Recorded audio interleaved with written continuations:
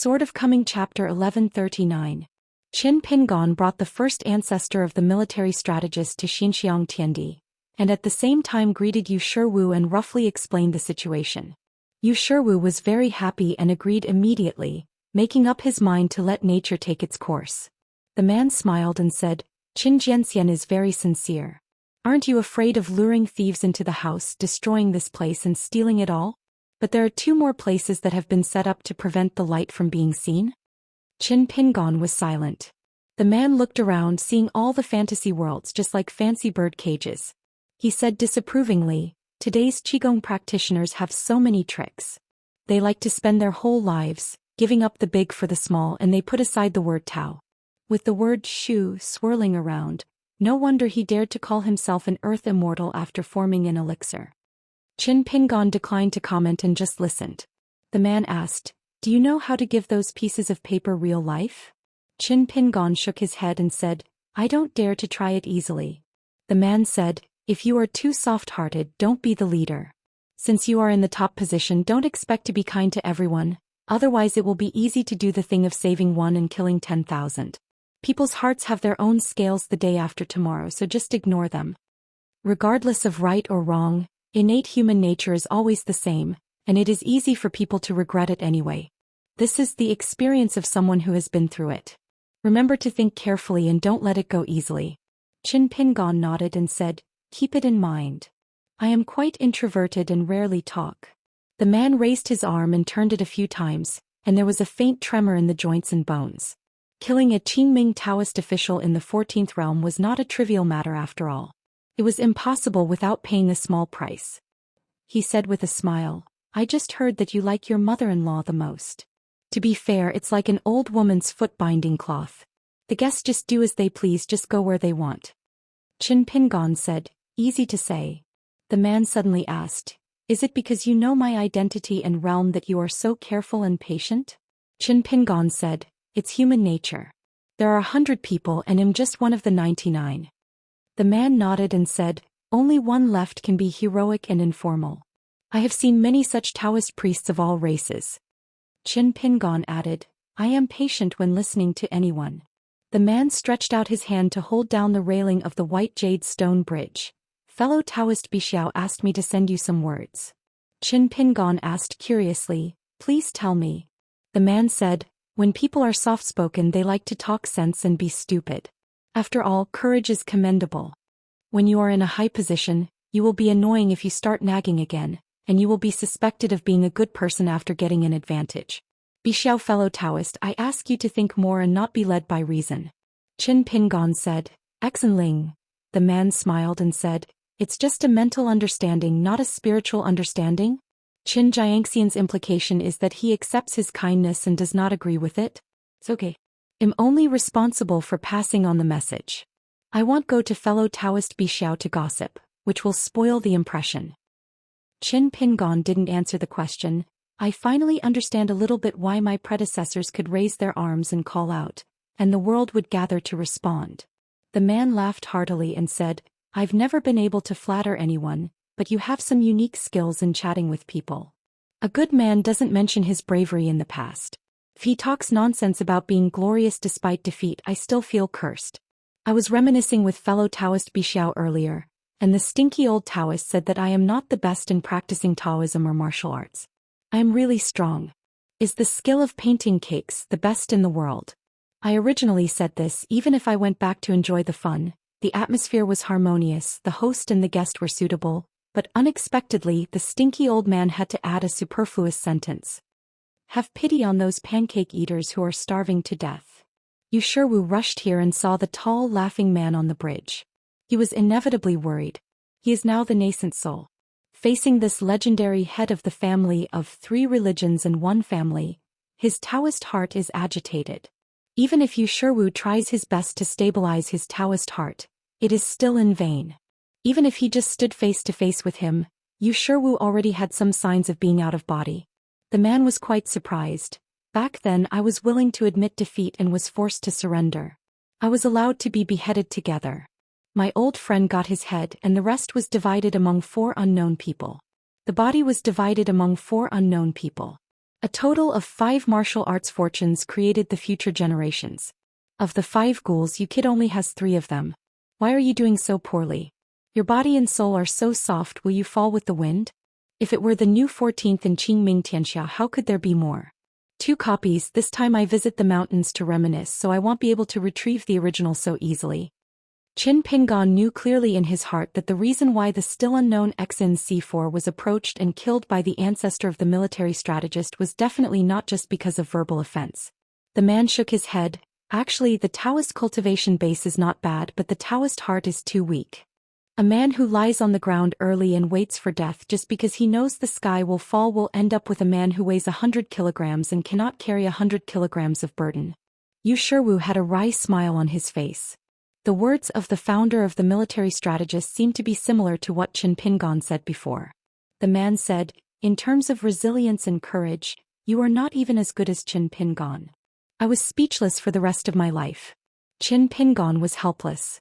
After all, he was of high seniority and had been imprisoned for 10,000 years. He had just been released after serving his sentence, so he just needed to say a few words. According to the previous agreement, the first ancestor of the military strategist took back 3 martial arts fortunes from Yu Shiwu, but he had to ensure that Yu Shiwa's soul and memory were not harmed. As for the physical body, he should try to preserve it as much as possible. If this matter is difficult, he would not force it. The man smiled and said, boy, my name is Yu Shiwu, right? Going to suffer a little physical pain. Does it hurt you? Yu Shiwa's scalp was numb and he suddenly felt something bad. He subconsciously turned to look at Qin Pingon. Qin Pingon felt helpless. Look at what I do.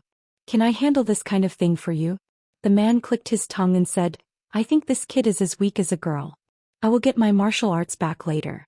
The movement in the human world is neither big nor small, but if you can't bear it, your heart will collapse on the spot.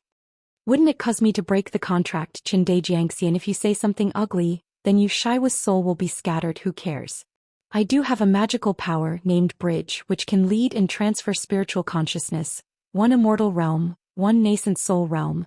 Conservative, it is estimated that Qin Xianxia can help Yu Shiwu share at least 2/3 of his feelings.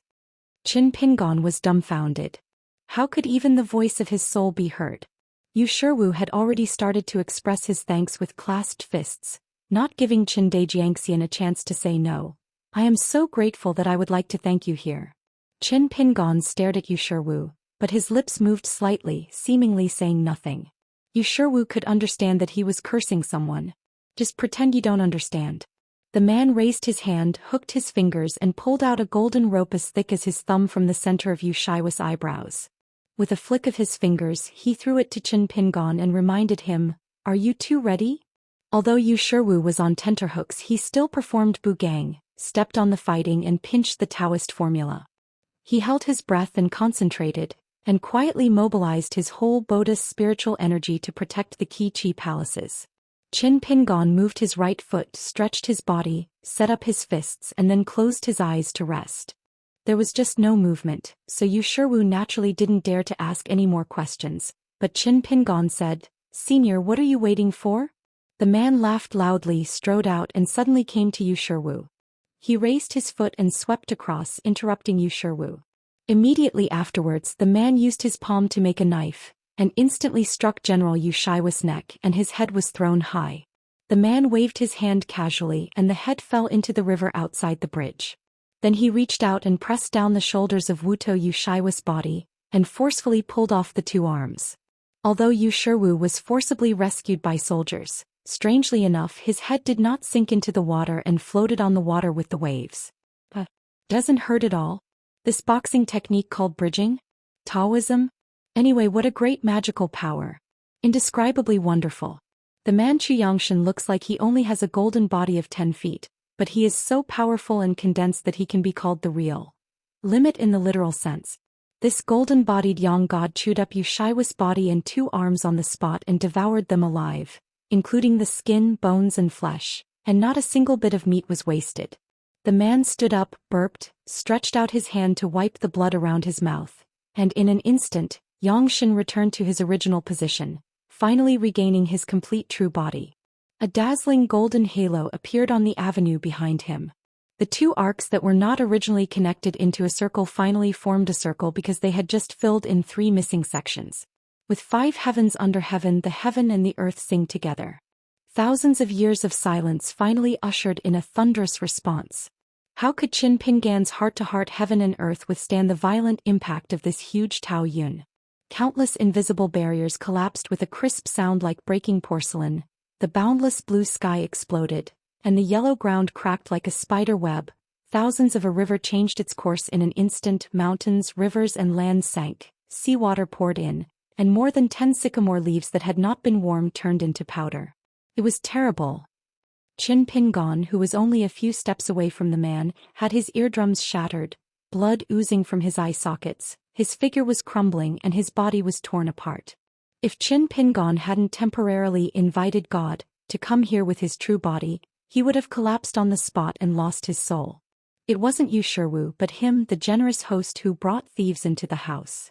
The man smiled and said, "If the foundation is not solid, you must have great courage to tear everything down and start over again. Those who can break it and then build it up are the real heroes." Qin Pingan gritted his teeth and said in a trembling voice, "I must be compensated a large amount of immortal money." The man ignored him and just waved his hand, calling Yu Shiwa's head back to the bridge.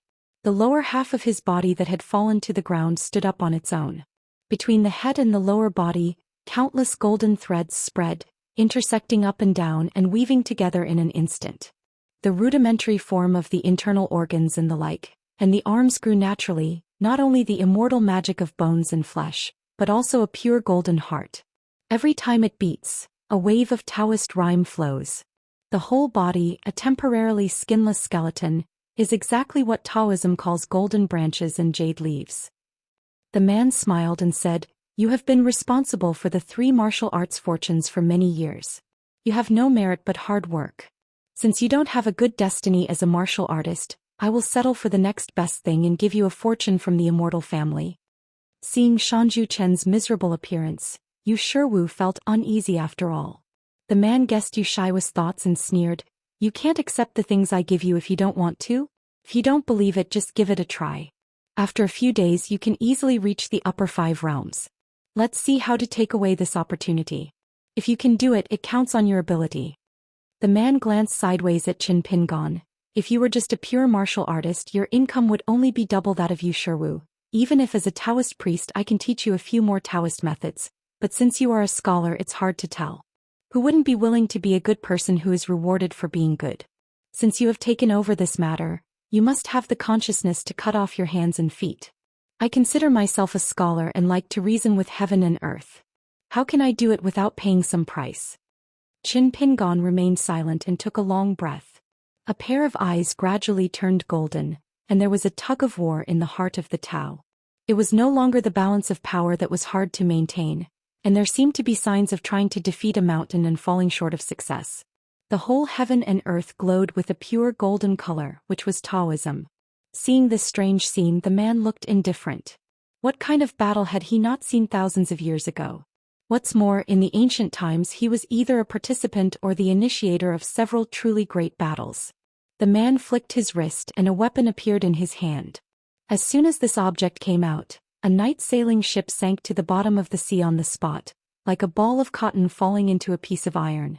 In the lotus root temple built under the water in Qingming Xianxia, thousands of years ago, Taozu personally set up the formation, used the Dadu water transport to suppress the military movement, and at the same time imprisoned the divine soldiers, breaking the formation with a spear.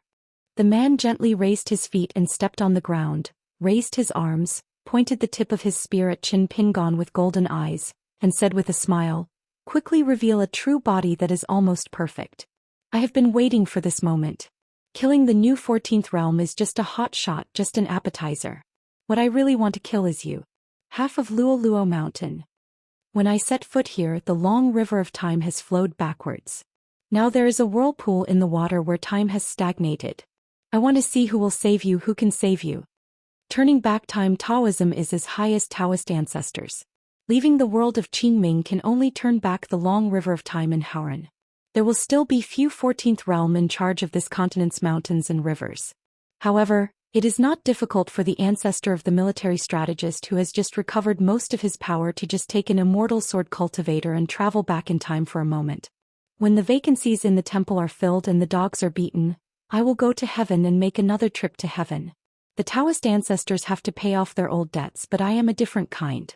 I have a meticulous hand, so who else would be better than me? When the ancestor of the military strategist spoke, Qin Pingan's heart was cut off from the world of fire and scorching fire. Those who make bird cages will eventually become birds in cages. The first ancestor of the military strategist was imprisoned in the fire in ancient times. The stars showed a bright red color. The imperial guards of all countries in the world had to stare at this star that controlled the war year after year. Many imperial edicts issued by emperors and kings in history were at least superficially caused by the astronomical visions caused by Yinghua. Ordinary people don't quite understand the seriousness of a sinful edict. To put it simply, as the emperor, who is the most respected person in the world, he is tantamount to telling the world that he believes that he is not worthy of the throne and that he is an illegitimate child. The first ancestor of the military strategist smiled and said, "Using the art of war to attack the heart and attack the city is the perfect match for victory. It is perfect to use it here to deal with you." One shot pierced through several robes on Qin Pingan's body and stabbed his heart. The spear was so powerful that the tip of the spear instantly showed through his back vest. The man gently twisted the wrist holding the gun, stirred his broken heart and said jokingly, "My brain is all muddled. I think about it over and over again. It seems that I shouldn't have taken action against you in a hurry. Then I'll see if you shout for the sake of my seniors. I will teach you for free the truth that thousands of ancient seekers sacrificed their lives for. There are some things that are unreasonable. Reasoning itself is unreasonable." Qin Pingan remained motionless, just looking down at the ancient seal inscription on the gun body. Seemed to be a complete Taoist book? The man clicked his tongue and marveled. As expected of an unintentional and a high-ranking person, he will remain unscathed unless his golden body is completely destroyed, his divine way is shattered, his incense is cut off, and he is reduced to sourceless water. With the help of two flawless hands, Feijian, how did I raise you to be such a monster? They'll give you more power, more killing moves, and then let you run around and you'll still be able to survive? No wonder Zhou wants to keep an eye on you, and as soon as he gets the handle, he'll let you go. You will meet an irreparable end. The man's eyes were complicated and he spoke with deep meaning, as if it was difficult to determine the praise or criticism. Qin Pingan, you know how to cherish yourself. Yu Shiwu gritted his teeth and wanted to stop him. But just by being glanced at by the man, Yu Shiwu turned into a burst of ashes, floating between heaven and earth so quietly. The next moment the ashes seemed to rekindle, and a grain of fire gathered into a ball again. Yu Shiwu reshaped his body by the river and wanted to rush to the bridge again. His soul dispersed again and reunited, and Yu Shiwu once again acted like a worm shaking the tree. Qin Pingan shook his head at Yu Shiwu, indicating that there was no need to waste such efforts and that he could just protect himself for the time being. Among the several demon race chi practitioners detained here, only Xiaoxing tried to move closer to the bridge, but the man flicked his fingers in the distance, causing a loud bang, and his flesh and blood were shattered on the spot. In addition, the sword cultivator Cao Cao and the female cultivator Xianxia were watching from afar on the Shinto steps. Considering their situation and their relationship with Yinguan, it would be prudent not to take advantage of them. The woman who used the pseudonym Yu Qing tried to secretly contact the young Taoist priest, wearing a lotus crown, but to no avail. She didn't want to take risks herself and looked at the long bridge by the water. Because the ancestor of the military strategist painted the ground as a prison, the formation separated the heaven and the earth, and a voice could not break through the door, just like surging and swirling outside the house. It was Lu Xianying who yelled angrily, calling the military ancestor by his first name, "Jiangxi, do you think I'm dead? Stop now." Qin Pingan wanted to remind Lu Xianying a few words from his heart, but the words from his heart were forced to manifest themselves into a string of words, which seemed to break against a wall and turned into golden light scattered.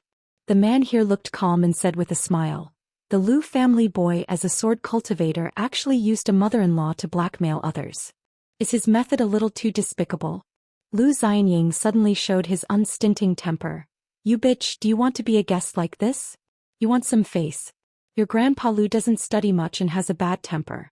If you dare to kill Qin Pingon, I will kill you. Taoist companion. The man is not that nervous. His Taoist companion is not bad in cultivation. He may not have enough killing power, but his life-preserving skills are top-notch. He just inevitably had doubts. It was strange that Bai Jing and the others should not know what was going on here. Everyone in the Ascension realm was kept in the dark. How could Lu Xianyang, the Earth Immortal, see the truth? Xiao Imo is Qin Pingan's dead man, so Bai Jing can be regarded as marrying a chicken and following a chicken, marrying a dog and following a dog? The two sword cultivators teamed up to set up a formation so that Xianxia could not know the real scene there. I did make a good friend. Xianxia looked playful and said, you should study for a few days while he concentrates on practicing swordsmanship. The man rubbed his chin. It was somewhat understandable that Lu Xianyang was young and acted recklessly, but if Bai Jing and Xiao Imo joined forces with him, then this matter would never be over. On the Hongqiao corridor of Lingxi City, Bai Jing was the most embarrassed, because she was not human inside and out and she was unpleasing to both sides. She held on to the mink hat with both hands and pretended not to know anything, which was unprecedented. Just now, Lu Xianyang burst into a rage for no apparent reason. He pulled out his sword on the spot, put it on the woman's shoulder and said harsh words. Xianxia has murderous intentions. I can't break the formation for the time being, so I have to lend you your head. It serves as a stepping stone. Xiao Imo was indifferent and began to draw his breath silently, preparing to lift up and issue a sword. I don't care who you are. This was the way it was done 10,000 years ago, and there is no reason to make an exception after 10,000 years. Xiego turned his back to them and muttered something to himself. The woman did not show any fear, instead she was smiling.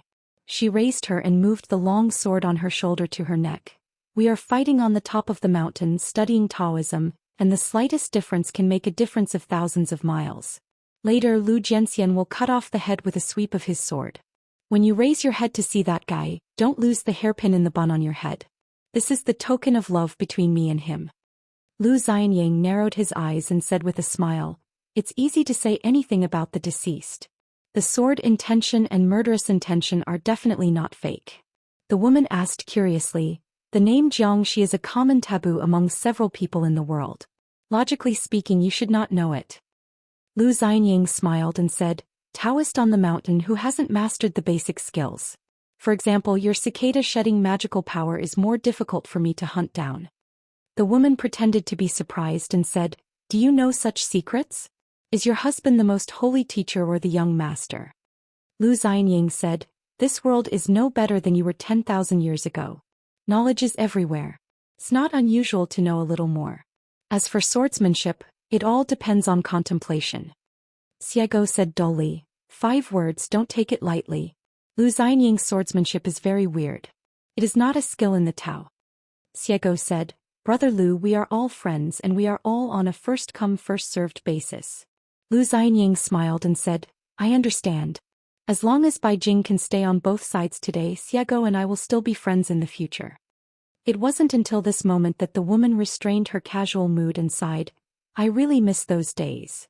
Thousands of years ago, the far-traveling Taoist priests on the human earth each had their own Taoist qi, like stars and twinkling fires, and most of them were happy and grudges. Meeting each other on the road, if we don't talk to each other, if we don't agree with each other on the road, we can either say goodbye or fight to the death, which is very convenient. If there is a rapport, a few words can be enough to entrust your life. Xianxia withdrew the spear and shook it, casually dispersing the remaining Shinto aura. Let me introduce myself. My name is Xianxia. My Taoist name is Yuanshan. My aunt's name is Wuyan. My Taoist name is Land Immortal. She has a very good relationship with Bai Jing. They originated from the Taoist name and they never got to know each other without fighting. The hole in Qin Pingan's chest was repaired by itself. A pair of golden eyes stared at the ancestor of the military strategist who had completely changed his aura. He smiled and said, then let me introduce you to my seniors. My surname is Qin Pingan. My ancestral home is Longquan Dali.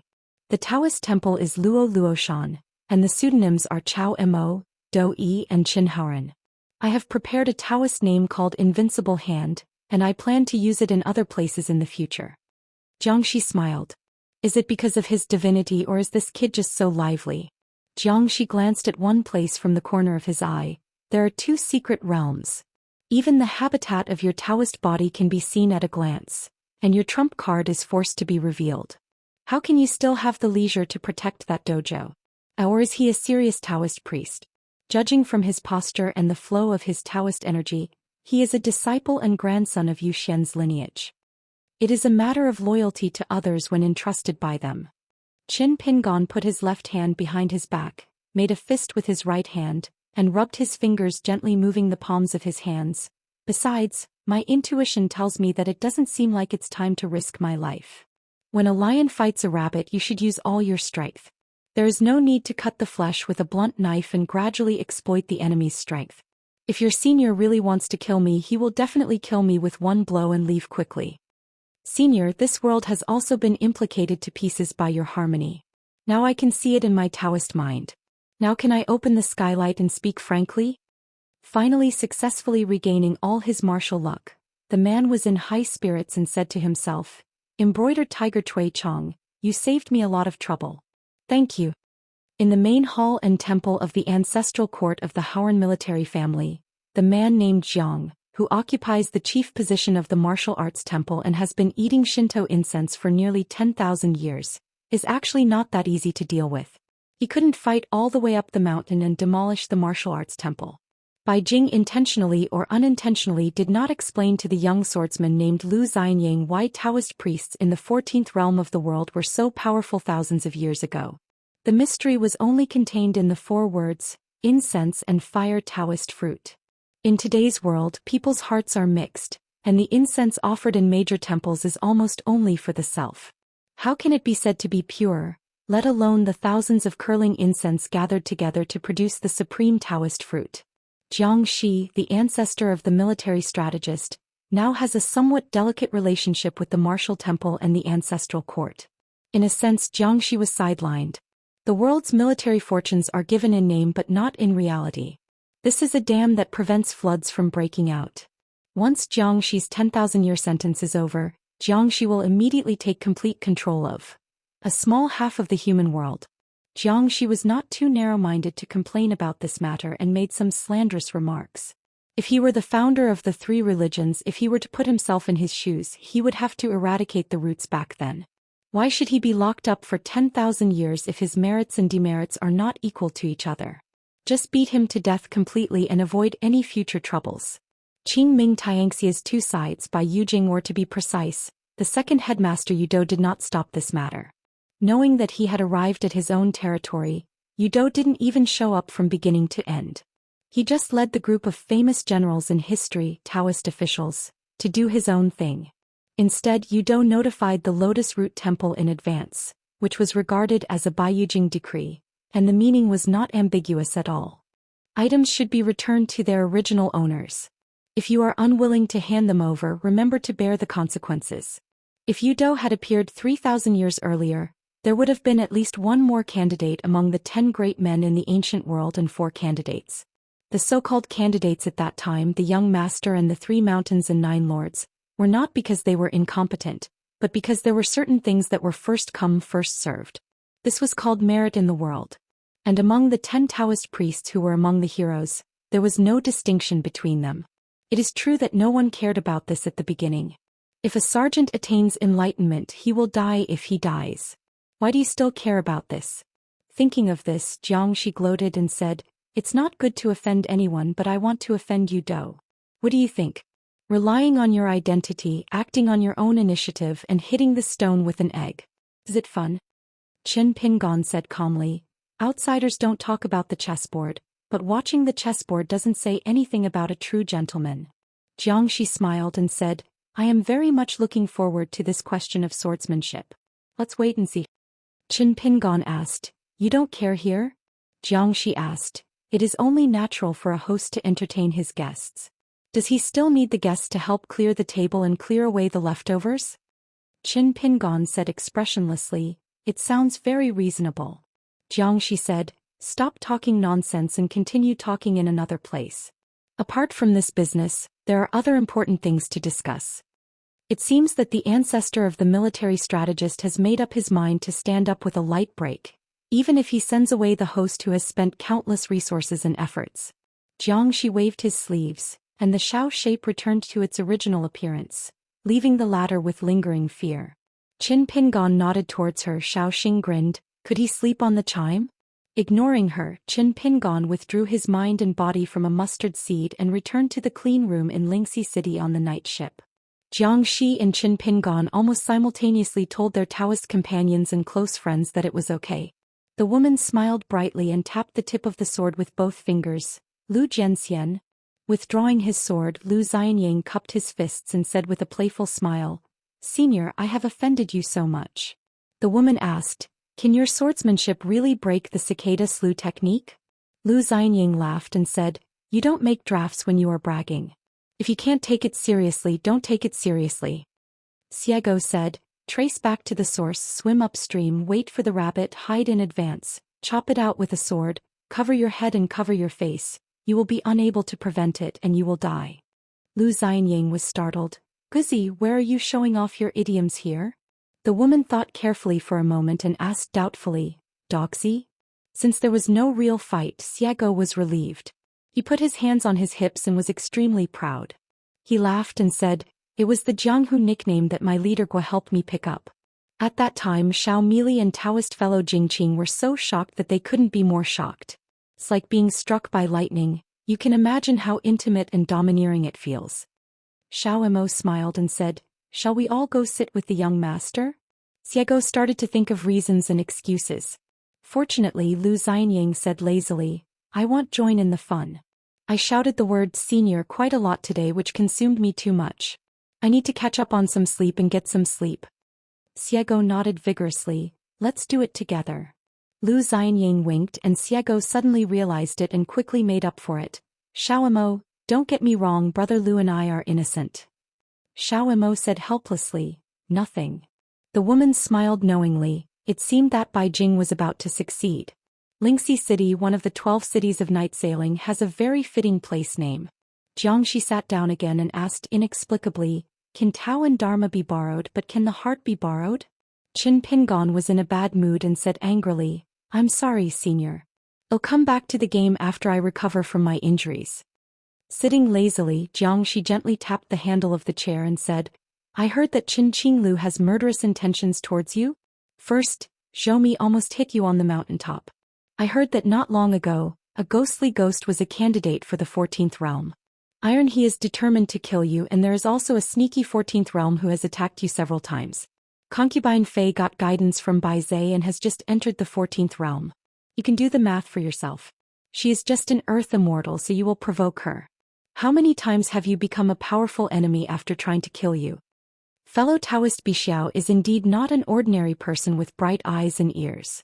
Qin Pingon said, "Fighting against the man who killed the dragon in Shuifu, this kind of battle on the mountain road is like an arrow on the string that has to be fired.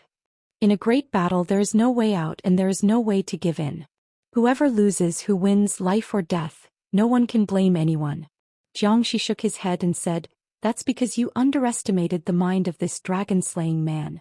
As expected, fellow Taoist Bixiao said that the smartest people and the most intelligent people have very similar ways of thinking about things and solving problems. If you don't, you often can't become a true friend. The bottom line is that he feels that he has a close affinity with you, Luo Luoshan, and he feels that you have similar opportunities to him when he was young. He just wants you, a young man who has been working hard, to in this chaotic world where no one can stop it, if you can take a step back, stay out of it and watch the fire from the other side for hundreds of years, with the two foundations you have laid in cultivation and martial arts, and the wealth you have accumulated, even if you become a ghost after the war, 100 years later, whether it is a false reputation or real benefits, it should be yours and will still be yours. It is far better than risking your life and affecting your Taoist heart. So much relief." Qin Pingon frowned and thought. Jiangxi smiled and said, "The outside world thinks that you are pushed to a certain position by various situations. For example, Qi Jingchun has placed hope on Wang Zhu.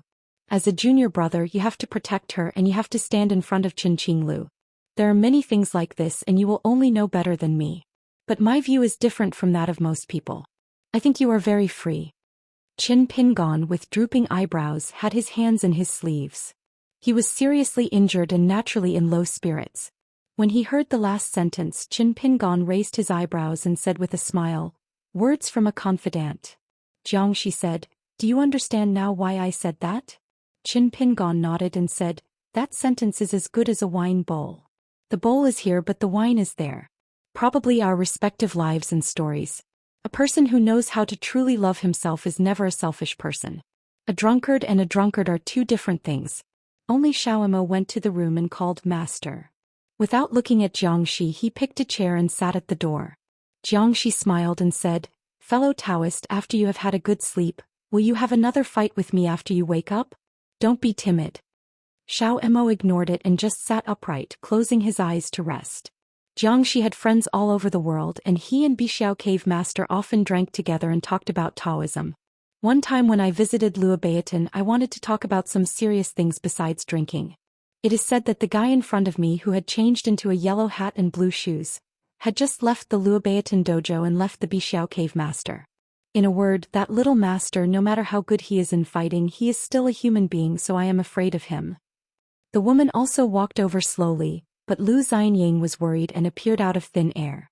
So only Xiago actually went to Lingxi City to find a casserole stall, thinking about whether to pack a portion for Xiaoma to take back. Qin Pingon asked, "What do we want to discuss?" Xianxia gave the Taoist companion a look. Wu Yan remained silent and glared angrily at him. "Are you still a man?" Xianxia looked embarrassed and said, "What should I say? If I had known earlier, I would have discussed this matter first and then retrieved my martial luck."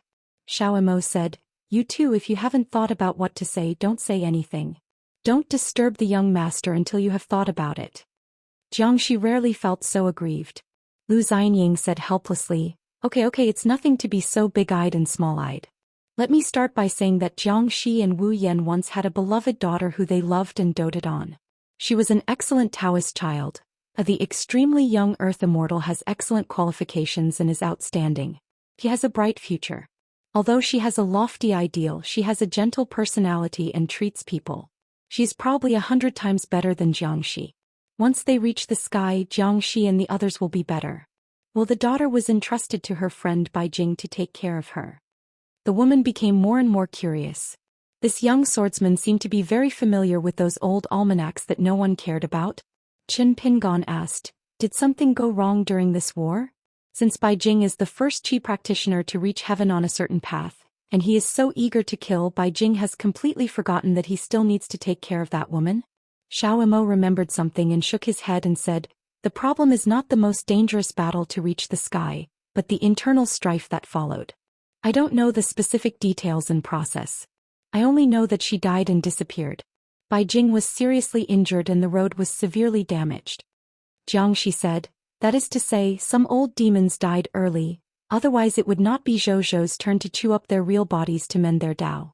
Fortunately, there is an old immortal who has just risen to the Dao and he is not dead yet.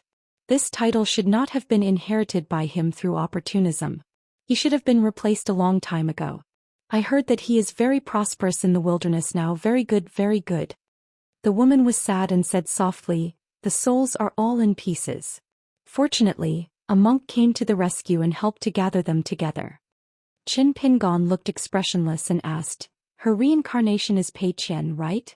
Xianxia, the ancestor of the military strategist, once led a large group of sword cultivators and demon cultivators to fight against the founder of the three religions, and another catastrophe occurred. We first met at Donghaiguan Taoist Temple, the capital of Nanyuan Kingdom in Lotus Flower Blessed Land. The local god is the master of Bixiao Cave who was born in the demon clan. Moreover, the old temple master has a good relationship with Xiaomo and Xianxia. Pei Qian was able to see through people's hearts when he was young. On one occasion he was even able to see through the magic formations of the Taiping Mountain Patriarch. Note Chapter 358 Crossing the Bridge and Mountaineering. In fact, it was the old temple master who did it intentionally, and reversed the reality of the great sun hanging high in the blessed land, and had his own arrangement. Note Chapter 322, the old Taoist priest at the wellhead. Let's just say that in Hure town on the border of Daquan dynasty in Tongyi's Hao, Junyang joked with Qin Pingon one time and exposed Xiao Haitan's trick. The woman admired Pei Qian at such a young age and said that the little girl was really good at making things up. She lied about being the princess living among the people in the capital. She even tricked several experienced police officers into escorting Pei Qian all the way. Qian swaggers back to the inn. Note Chapter 339. Weird Men and Weird Dreams. The Empress Buried River Goddess also saw something unusual about Pei Qian. Note Chapter 346. The Master explains the order. The water forms the golden elixir. In the Great Wall of Sword Qi there is a female sword fairy called Zhou Xian. When she sees Xiao Haitan she becomes happy, her green eyes are drawn together, and she is given an opportunity. In addition, on top of the city, Pei Qian felt that his eyes would hurt if he looked at the boss sword Immortal one more time. Note Chapter 609, Lest I Have a Big Dream. Xianxia looked strange and hesitated to speak.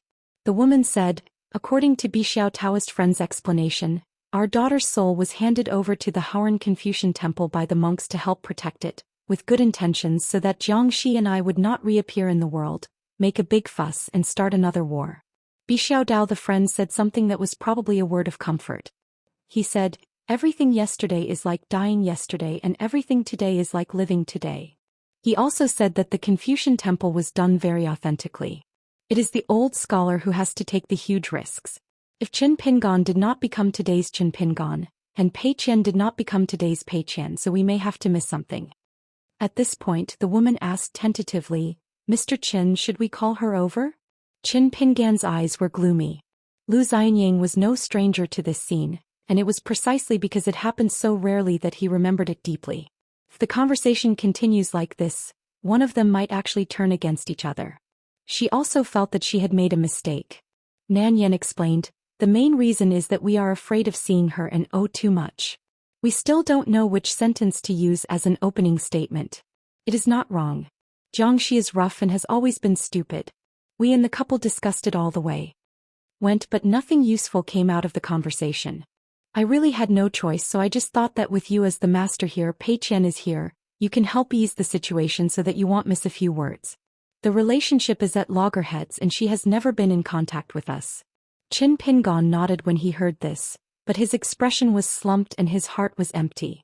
The two of them were not the kind of parents who abandoned their daughter. They had no choice but to have that accident happen. Now that they came to the door to recognize their relatives, there was no problem with both emotion and reason. There was no reason to think of something that Xiao Haitan told in an understatement. It was an old story about famine, escape, night and steamed buns. Pei Qian said it indifferently. Qin Pingan felt panicked. Even though he knew that the couple had come now because they had no choice but to do so, Qin Pingan still wanted to blame them for coming now. Knowing that he was unreasonable, Qin Pingan looked increasingly lonely, not knowing what to say, as if he had no energy left to say another word. Lu Xianying suddenly said, no. Qin Pingan looked up blankly. Lu Xianying sneered and said, Qin Pingan's head is in a mess now, but I would like to advise you to stop being clever. If you don't speak clearly today and give a complete truth, you will definitely regret it. Xianxia took a deep breath, stood up slowly and said in a deep voice, back then our daughter was at the bottleneck of the earth Immortal. If she wanted to break through the realm and pass the heart barrier, she needed to cut off a wisp of pure evil thoughts before she could truly attain enlightenment and ascend. I was beheaded together and the Taoist monk died. My best friend Bai Jing had already injured the foundation of Taoism at that time. He tried his best to save her but could not be saved. Something unexpected happened to our daughter. If the monk had not used his great supernatural power to save her, there would have been no possibility of reincarnation. But this is not without a price. The price is that the human nature of an ancient Taoist priest, good and evil, was torn apart by each other's own opinions. In the end, it became two parts of human nature, both pure, one with a large proportion and the other with a very small proportion. Qin Pingan raised his head and murmured, no matter how big or small, don't they all belong to the same person? Qin Pingan said to himself, I understand. When I first met Pei Qian, what she wanted to kill was actually her own kindness. So your daughter is both the skinny and black orphan Pei Qian, and she is the little girl who has no worries about food and clothing. If they were put together, they would be your former daughters. Note Chapter 304, Look down at the well, look up at the sky. Xianxia nodded and said, now she has two daughters and her temper is more like that of back then. We have already met her at the lotus flower blessed land next to the master of Bixiao cave. The woman knew that the atmosphere was not right, so she plucked up the courage to say, We like both daughters very much. Xianxia likes Pei Qian more now, but she has always refused to admit it. Qin Pingon stretched out his hand and grasped the handle of the chair tightly and said softly, Pei Qian is a beggar, not an abandoned child. She is not a scumbag on the road of cultivation, something that can be thrown away. She is not an orphan either. She met me because she has master, a person with a family.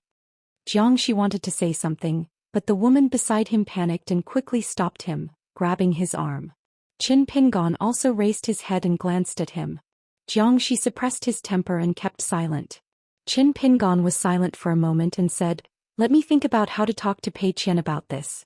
I will try to give you an answer before we dock and disembark. Xianxia nodded, cupped his fists and said, Thank you from the bottom of my heart. The woman bowed her head as a courtesy and said, I am extremely grateful. They left the house together. Lu Xianying and Xiaomo also left and found the girl in the mink hat at the roadside stall. Lu Xianying slapped Xiago on the back of the head and cursed with a smile, Eat, eat, eat, you know how to eat. Shopkeeper, give me 2 more, make it spicy. Qin Pingon sat alone in the house with light filtering through the window. Qin Pingon put his hands in his sleeves and stared blankly at the streaks of light and particles of dust. If Pei Qian is the daughter of their couple, that would be great. No matter how uncomfortable Qin Pingon feels, it is always a very happy thing. But when he thought of Pei Qian's Dao roots, Qin Pingon, raising his head and leaning on the back of the chair, Qin Pingon gently beat his heart, feeling a little depressed. He once promised Pei Qian, good or bad, whether it was praise or reprimand, reminder or suggestion as a master, he would never lie to her. So how should I tell her, pretending to be relaxed so that she doesn't have to worry about it? Or should we make an exception, avoid the important issues and ignore them? A person with a good memory is a double-edged sword. Qin Pingon and Pei Qian, master and apprentice, happen to be the kind of people with good memories. Qin Pingon still remembers some of Pei Qian's words when he was a child, word for word. Thinking back to those days on the long journey, Xiao Haitan let out a cry and said with a smile, Dad, if I go out alone in the future, where can I find a good person like you? Inexplicably, she became her father's traveling swordsman. She smiled and didn't say anything at the time, just called her whatever she wanted. Sorrow comes to visit regardless of the age of the host. Little girls also have little girls' sorrows. Not long ago I was staring at you on the ferry and couldn't go to the ferry to play. I secretly had an idea. I thought that one day when I grow up and practice peerless swordsmanship I will talk to you, Dad.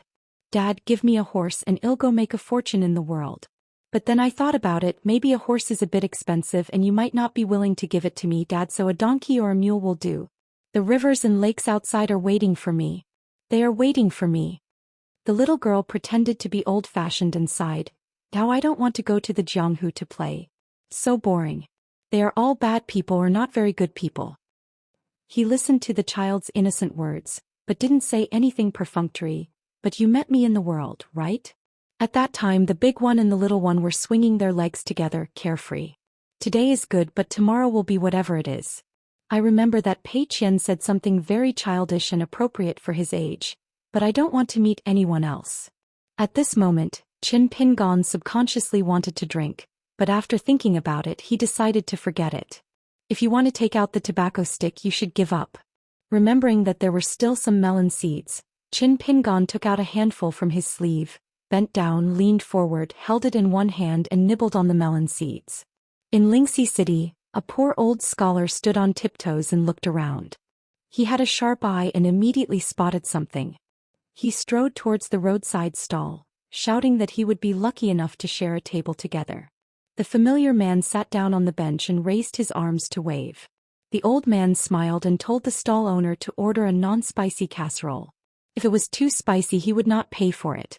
Qin Pingon vaguely heard someone asking at the door outside the house, Dad, are you eating melon seeds?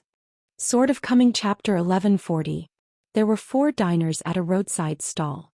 The old scholar took out a pair of bamboo chopsticks from the bamboo tube early and watched eagerly. When the steaming vermicelli casserole was brought to the table, he rolled up a large chopstick, blew a few breaths and lowered his head. Got up. The old scholar devoured his food, raised his head and asked vaguely, Miss Xia, I want to ask you something. Who is Xianxia? Xiago thought for a while and then respectfully addressed him as Master Literary Saint. That guy's temper is good and bad, so he has to pick people. I saw the right person. He met a Qi practitioner who had just started to practice Buddhism on the road. He can also call him a brother. I sincerely regard him as a Taoist friend, but if I don't have a good rapport with him, it's hard to talk about him. He deliberately speaks in a loud voice and makes people misunderstand that he is a big boss. The old scholar suddenly said, "That personality is very similar to mine. If we chat with him later we will definitely hit it off." Xiego was stunned. Lu Xianying said, "Mr. Wenxing Jiangxi looks rough, but in fact he is as careful as a hare and the city is very deep." As soon as he boarded the ship he used the preemptive method and Qin Pingon almost got caught. The old scholar couldn't help but laugh. Throughout the ages, how many people who want to establish a religion and call themselves ancestors have been fuel-efficient lamps? Who doesn't have great perseverance, great courage, great talent and learning and great luck? Xiaomo thought so. Xiego felt sad and began to feel sorry for herself. He couldn't figure out what she lacked. The old scholar reminded, "Xianyang, you are too reckless in doing things. Although Jiangxi is not here in person, he is the most time-honored 14th realm. Even if he is a yang god or a yin god, when the clone appears in this world he is still in the 14th realm of real gold and silver. If he really has murderous intentions and makes up his mind to kill people violently, the Longquan Sword Sect Ancestor Hall will probably light up the lights tonight." Lu Xianyang looked indifferent and said casually, "This is a critical moment and we don't allow juniors to think about it. You can't in your crotch just because you don't have toilet paper at hand." The old scholar could only stop his chopsticks silently, and then smiled and said, "You are the first one who dares to put the sword on the neck of Taoist Jiangxi." Lu Xianying said, "Xiao Emo and Guzi were by her side at that time. Especially Xiao Emo who helped to set up the formation with swords to isolate the world. What's more, Wu Yan she had never seen anything in the world. People with high skills are bold. Don't take it seriously. We agreed to discuss business, but in the marketplace, we have to pay attention to the ethics and righteousness of a deal. It would be better for him to take the opportunity to cause trouble. Jiangxi's unethical behavior is the first, and the boy's unrighteous behavior is second. Even if there is a quarrel, I won't be afraid of him when he goes to the Zhongtu Confucian temple. At worst he will admit his mistake first and I will apologize later." The old scholar looked kindly and waved his hand, indicating that since he was already there, Lu Xianying should not worry too much about this matter. The old scholar turned to Xiego and asked in a low voice, "How did the second ancestor of the military strategist fall out with Jiangxi back then?" Note, in chapter 722 the drinker left his name, so I want to read the book. Xiao Emo asked with a smile. "The second child wants to be the boss, but the boss refuses to give up?" The old scholar shook his head. "It's not that simple." Xiego apologized and said, "Master Literary Saint, I really don't know the inside story of this matter. When I was hanging out with them I only thought about killing who and whom." The old scholar put down his chopsticks, rubbed his hands and said with a smile, it's okay. I'm not here to inquire about military affairs. I feel nervous. I just want to calm down with a few casual words." Xiao Emo asked strangely, "Master Wenxing, we are just meeting Jiangxi, why should we be nervous?" Xiego couldn't help but rolled his eyes. "Xiao Emo, you are too serious, just like the kind of person who has been admiring for a long time and said polite words when they meet. How can anyone ask why you have been admiring for a long time?" The old scholar stood up with a smile on his face and said, "Eat and drink enough, keep your spirits up, and then you will have the strength to speak the truth." Xiego generously said that he would pay for it himself, but the vendor didn't ask for any money. He only said that the rules of the stall were that customers always pay with good words, and tonight the word card was fine. Xiego is a little confused. "We are just eating rice noodle casserole in your Lingxi city. Does it have to be so elegant? Don't talk about money, why are you talking about brand names with me?" She asked in her heart. Xiaoma, did you pronounce the word sha wrong?" Xiao Emo, who was accustomed to follow the old scholar and sect leader Lu in front, stopped and explained with a smile, "The word sha in the name of the brand is indeed pronounced like this. It has the same pronunciation as the word shuttle for weaving. Binfeng July, Shaji Zhenyu is pronounced homophonic with sha, and this thing is also known as Weaver Nyang. Many female cultivators in Jing Qingjia's Jinshui city were born from Weaver Nyang." The old scholar asked some of Lu Xianyang's academic experiences. After hearing the answer he was very satisfied. He smiled and said that according to the current academic foundation of sect leader Lu, It is more than enough to be a sage in the academy. Do you have any ideas? So, if you have acquaintances in the Confucian temple, you can help pass on the message. Don't avoid relatives when promoting talents. It is estimated that it is not easy to be directly promoted to a gentleman, but it is not impossible. No matter how generous Lu Xianying was, his scalp was numb when he heard that the old scholar's so-called acquaintance was Mao Sai, wasn't he? When he thought of this, Lu Xianying quickly declined. The old scholar immediately let out his signature sigh and began to persuade Lu Xianying earnestly, telling Lu Xianying that this kind of icing on the cake should not be given up for nothing. Since he has real talent and learning, there is no need to feel guilty. One day in the future I will be relieved of my burden and become the leader of the sect. I plan to take care of myself in my old age. I will have a title similar to that of a gentleman and a sage, and I will be able to give lectures in academies and be paid for it. Lu Xianying said that the sect had heavy affairs and would think about it carefully when he had some free time. The old scholar asked Lu Xianying to go directly to Liji Academy to report. Xiao Mo knew very well that sect leader Lu would only have the identity of a Confucian sage. So if Xianxia had a grudge against the dispute on the night cruise and wanted to have a settlement of accounts, he would have to consider the rules of the Confucian temple first, and he was destined to be unable to get around the young master. The old scholar patted Lu Xianying's arm. Ping'an is lucky to have you as his friend. Lu Xianying was always a mediocre person. He slapped the old scholar on the arm with his backhand and said with a playful smile, I'm not as good as Qin Pingon when it comes to making friends. I'm still not as good as Qin Pingon when I'm a disciple. It's really annoying. Over there, the vendor was a little embarrassed when he saw the girl in the mink hat. He insisted that he only wanted to do small business and no credit would be given. Please don't break the rules of Lingxi City. It was impossible for Mr. Xiego to make up a few good words that fit the rules on the spot. She had an idea and said that she and the new city lord were friends. Could it be convenient to be accommodating? The vendor, however, was an inexperienced person with a displeased face, saying that if he had known that the girl's words were so tacky, he would not have done this business in the first place. Still muttering there, City Lord Li has only left for a few days and now anyone can enter Lingxi City. Settling accounts and settling accounts, killing pigs is killing pigs, why is the owner of the mountain involved? Xiego was not happy when he heard this. He watched the old scholar and his group gradually walking away from the corner of his eyes, while she continued to fight with her temper.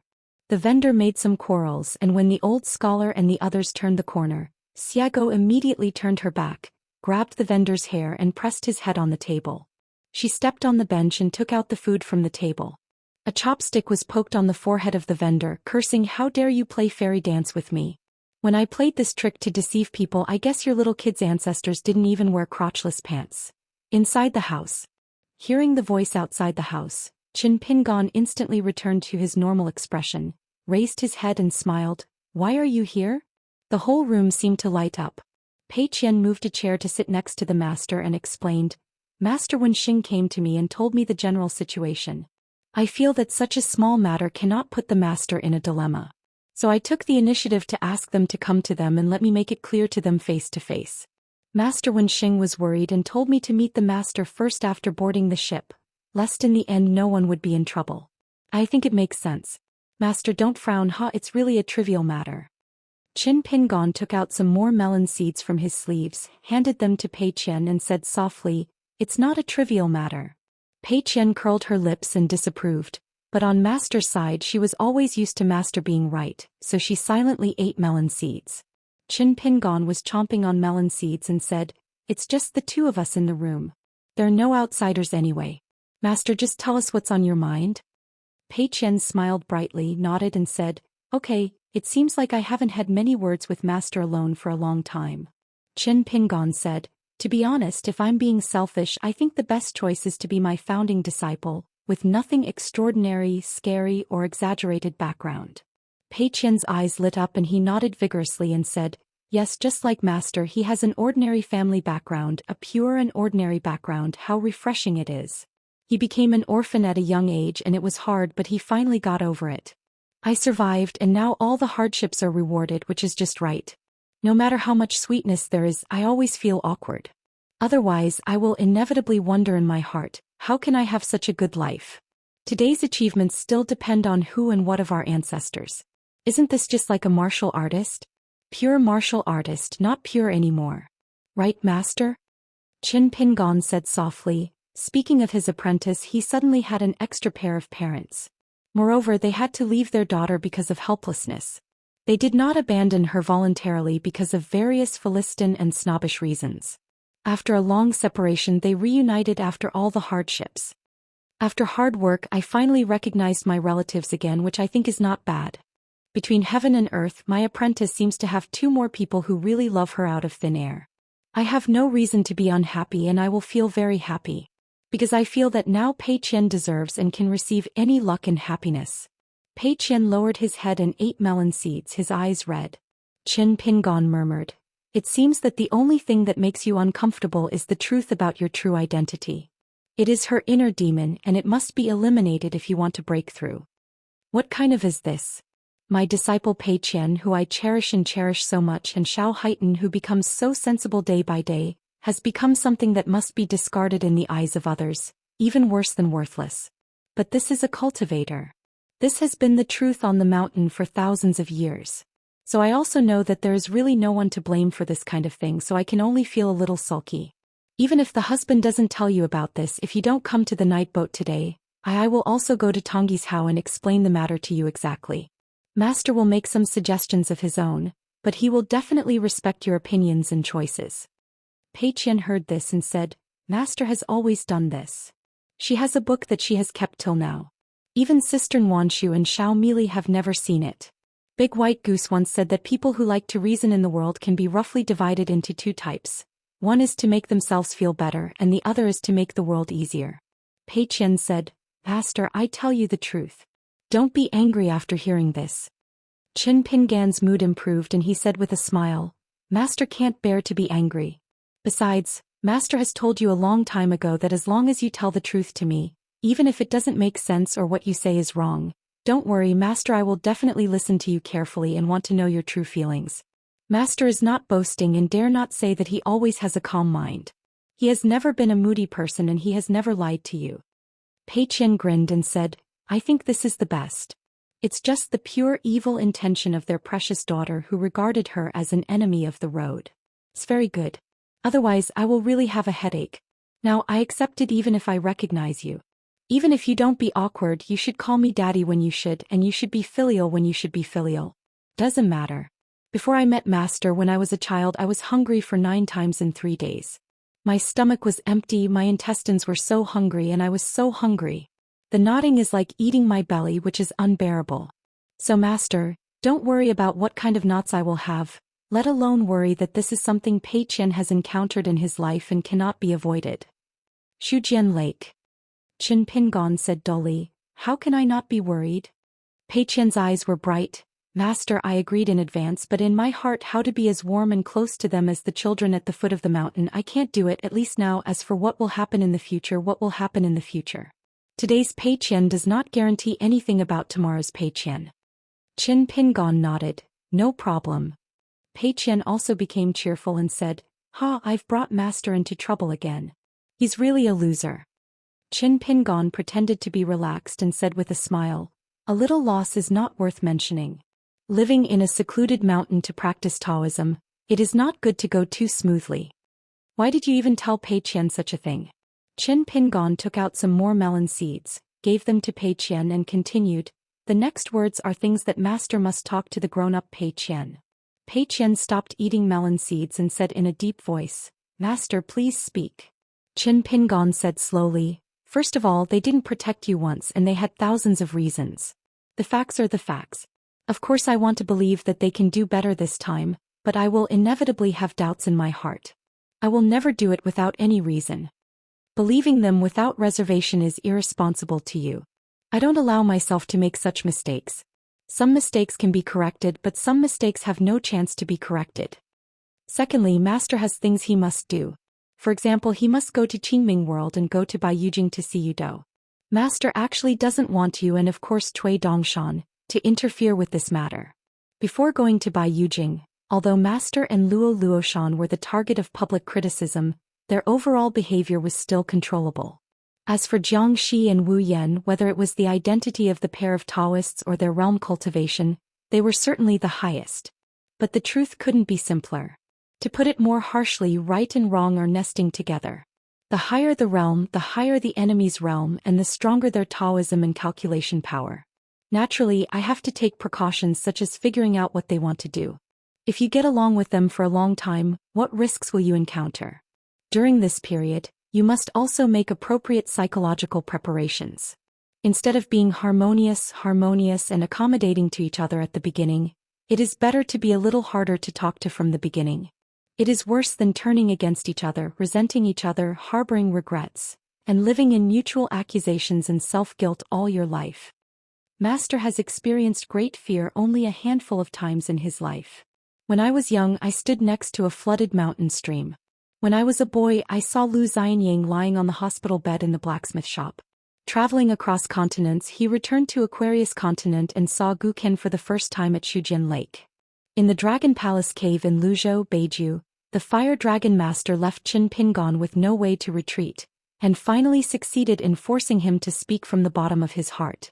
As a hidden official, he returned to Hauran, participated in a discussion on the Bank of Time, and saw the Sword Holder and the Sword Spirit at the same time for the first time. Place yourself in the mountain of desolation and retreat to face your true inner demons.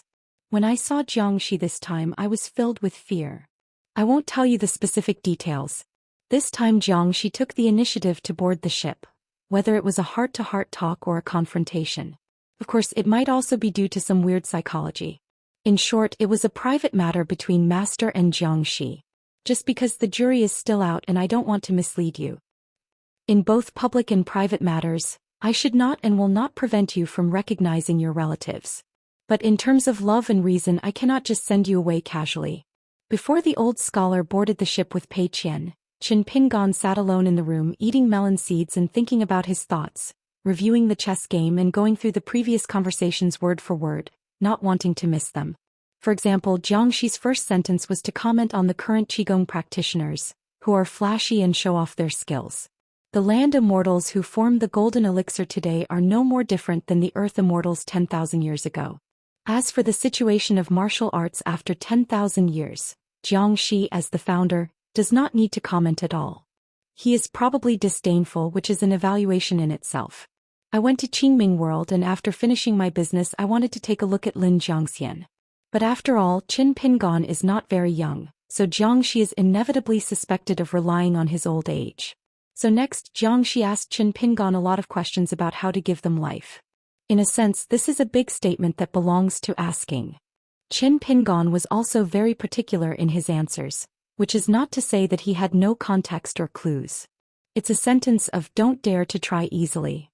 So Jiangxi followed up with words that did not conceal the negative meaning. If you are too soft-hearted, don't be the leader. From Jiangxi, this kind of statement is still the most justified. After asking about the avenue, there was a heart-searching session from Jiangxi. Is it because you, Qin Pingon, are so patient with me because I am the ancestor of the military strategist? Qin Pingon, on the other hand, is a typical hard-spoken person who speaks softly and neither offends one's temper nor makes one feel down. At that time, Qin Pingon wanted to add a sentence as an argument. I was very patient when talking to Fan Tong and Xianxia or listening to them. Qin Pingon didn't think much about the encounter at the deserted temple in Tonggishao before, and just regarded it as a chance encounter that could not be written by chance. Now I'm starting to wonder, is there a deeper reason why Wild Qingli's secrets were exposed? Was it because he was defeated by Jiangxi's martial arts? So what are the true identities of the couple Fan Tong, a warrior, and Xianxia, a ghost? Afraid of missing any details, be careful and be immersed in the scene. Qin Pingon revisits the old place of a mustard seed and uses his memory to create pictures with bright colors in the world of his heart. I saw, Jiangxi stretched out his hand to hold down the railing of the stone bridge. This man was almost, just a little bit away from becoming the co-owner of the ancient heavenly palace ruins. Just listen.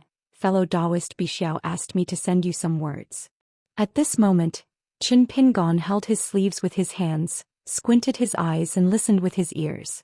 Jiangxi moved out the former master of Bixiao Cave in Luobeaton, later Kaizhou Taoist, the old master of Guan Taoist Temple, And now the bright moon in Qingming world is the new owner of the dojo. What to say is another matter. Xianxia was telling Qin Pingon straightforwardly that as soon as he came out of the mountain, he would be able to drink and reminisce with the old temple master, which was the key. Just because Xianxia has insight into people's hearts, this fellow Taoist Bixiao is of great importance to the sword-carrying young man who once strayed into the depths of the lotus flower, and is now the young hidden official Master Qin of Luoluo Mountain. Take advantage of the situation. Have pity on those pancake eaters who are starving to death. Jiangxi's self-deprecating words were used to ease the atmosphere and prevent himself from appearing too aggressive. After that, for unknown people created 5 ghouls. It was all foreshadowing. The real point was to highlight the understatement of, my old friend got his head. It is obvious that Jiangxi did not really commit suicide 10,000 years ago, and he was never willing to lose. Faced with a situation of certain death and loss, the ancestor of the military strategist still sought a slim chance of victory, even if he had to wait thousands of years. The so-called ambition in the book is nothing more than that. The Taoist heart is too weak, and a man weighing 100 kilograms cannot carry 100 kilograms of burden. He is talking about Yu Shiwu, but he is also commenting on Qin Pingon, who is now in the Fairland. Is there anything I can give you that you can't accept without accepting it? Jiangxi, the first ancestor of the military strategist, told it to a swordsman in the Immortal realm. Jiangxi made no secret of his intentions, which was to use force to suppress others. Since I consider myself a scholar and like to reason with heaven and earth, how can I do it without paying some price? It was Jiangxi, a pure martial artist, who told him that he was a close disciple of the Wenxing lineage. In Israel there was oppression. The one we really want to kill is the half of Luolu Mountain. Jiangxi was showing that he was a well-known teacher. Killing people with righteousness. Walking back to the heaven, my hand is sharp and sharp, who else can I do? It was told to the founders of the 3 religions and the 3 worlds. The guests have no reason to clear away the dishes and leftovers.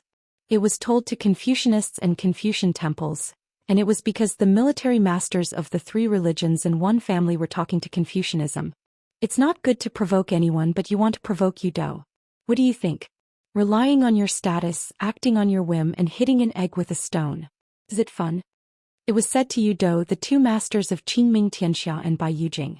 It was probably a kind of heartfelt recognition of Yudo, as well as acquiescence and permission for Yudo, a kind of courtesy exchange.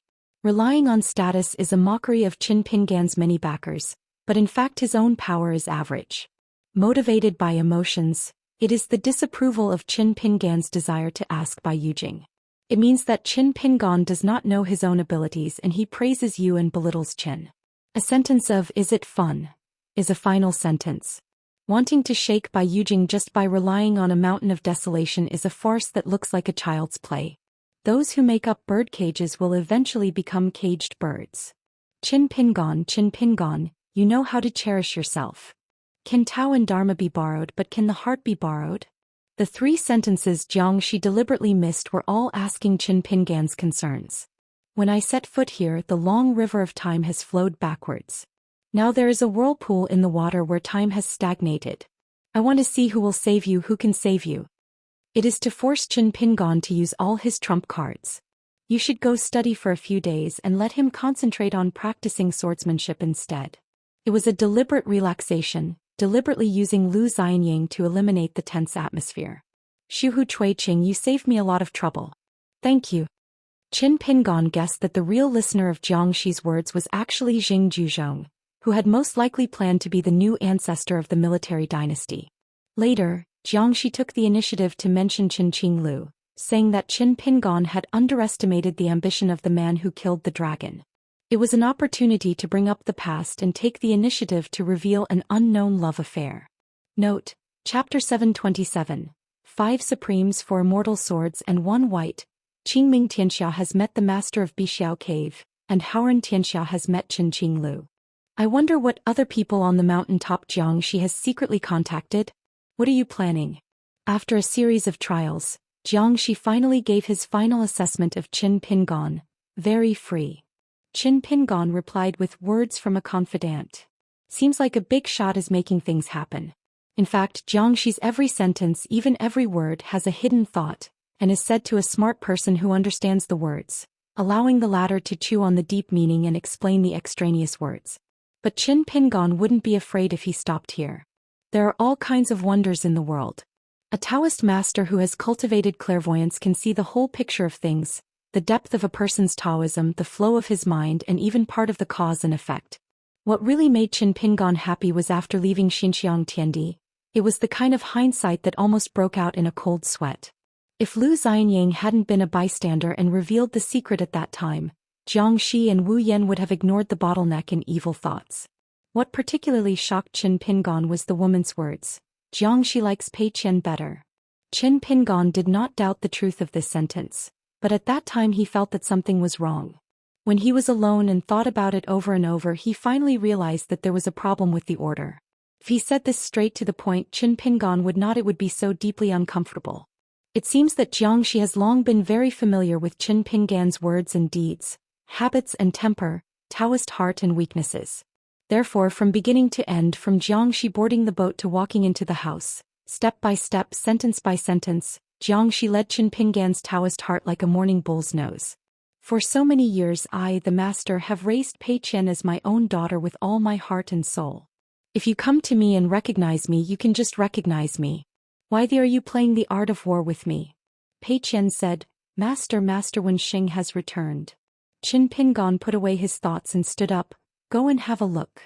In a fairyland like a beautiful palace, the old scholar strode towards a room, turned to look at Qin Pingon and Pei Qian, who were walking out of the corridor, smiled and stretched out his hand to say, wait a moment. Without waiting for Qin Pingon to say anything, the old scholar suppressed his smile, strode straight towards the main hall. With his sleeves fluttering, his expression solemn and his tone indifferent, he scolded the room and said, soldiers don't know benevolence and they don't even understand etiquette. Within the Haoran Confucian Taoist tradition, Han Fuzi, the deputy leader who reshaped the Taoist tradition and was known as the leader of Taoism in the world, naturally had a close affinity with Yaxing in terms of knowledge, but he put aside the lineage of Yaxing, who had once been a prominent scholar. As for the Yixing, he was on a blind date with Dong Fuzi, the leader of the Confucian temple. He can even be traced back further, and his intellectual roots are only close to those of the Li Sheng. As for the dispute between Yaxing and Wenxing, in addition to the difference between good and evil in people's hearts, each has its own expression and extension of the knowledge of the most holy master. For example, Yaxing values benevolence and righteousness, while Wenxing values etiquette. On the other side of the corridor, Xiego was worried. Xiaomo, Mr. Wenxing is so powerful. In the past he really didn't show his face. He wouldn't start a fight if he just disagreed, would he? Xiaomo said, I'll help you anyway. Xiego rubbed his cheek. I'll just help you. Xiaomo said, you have to remain neutral.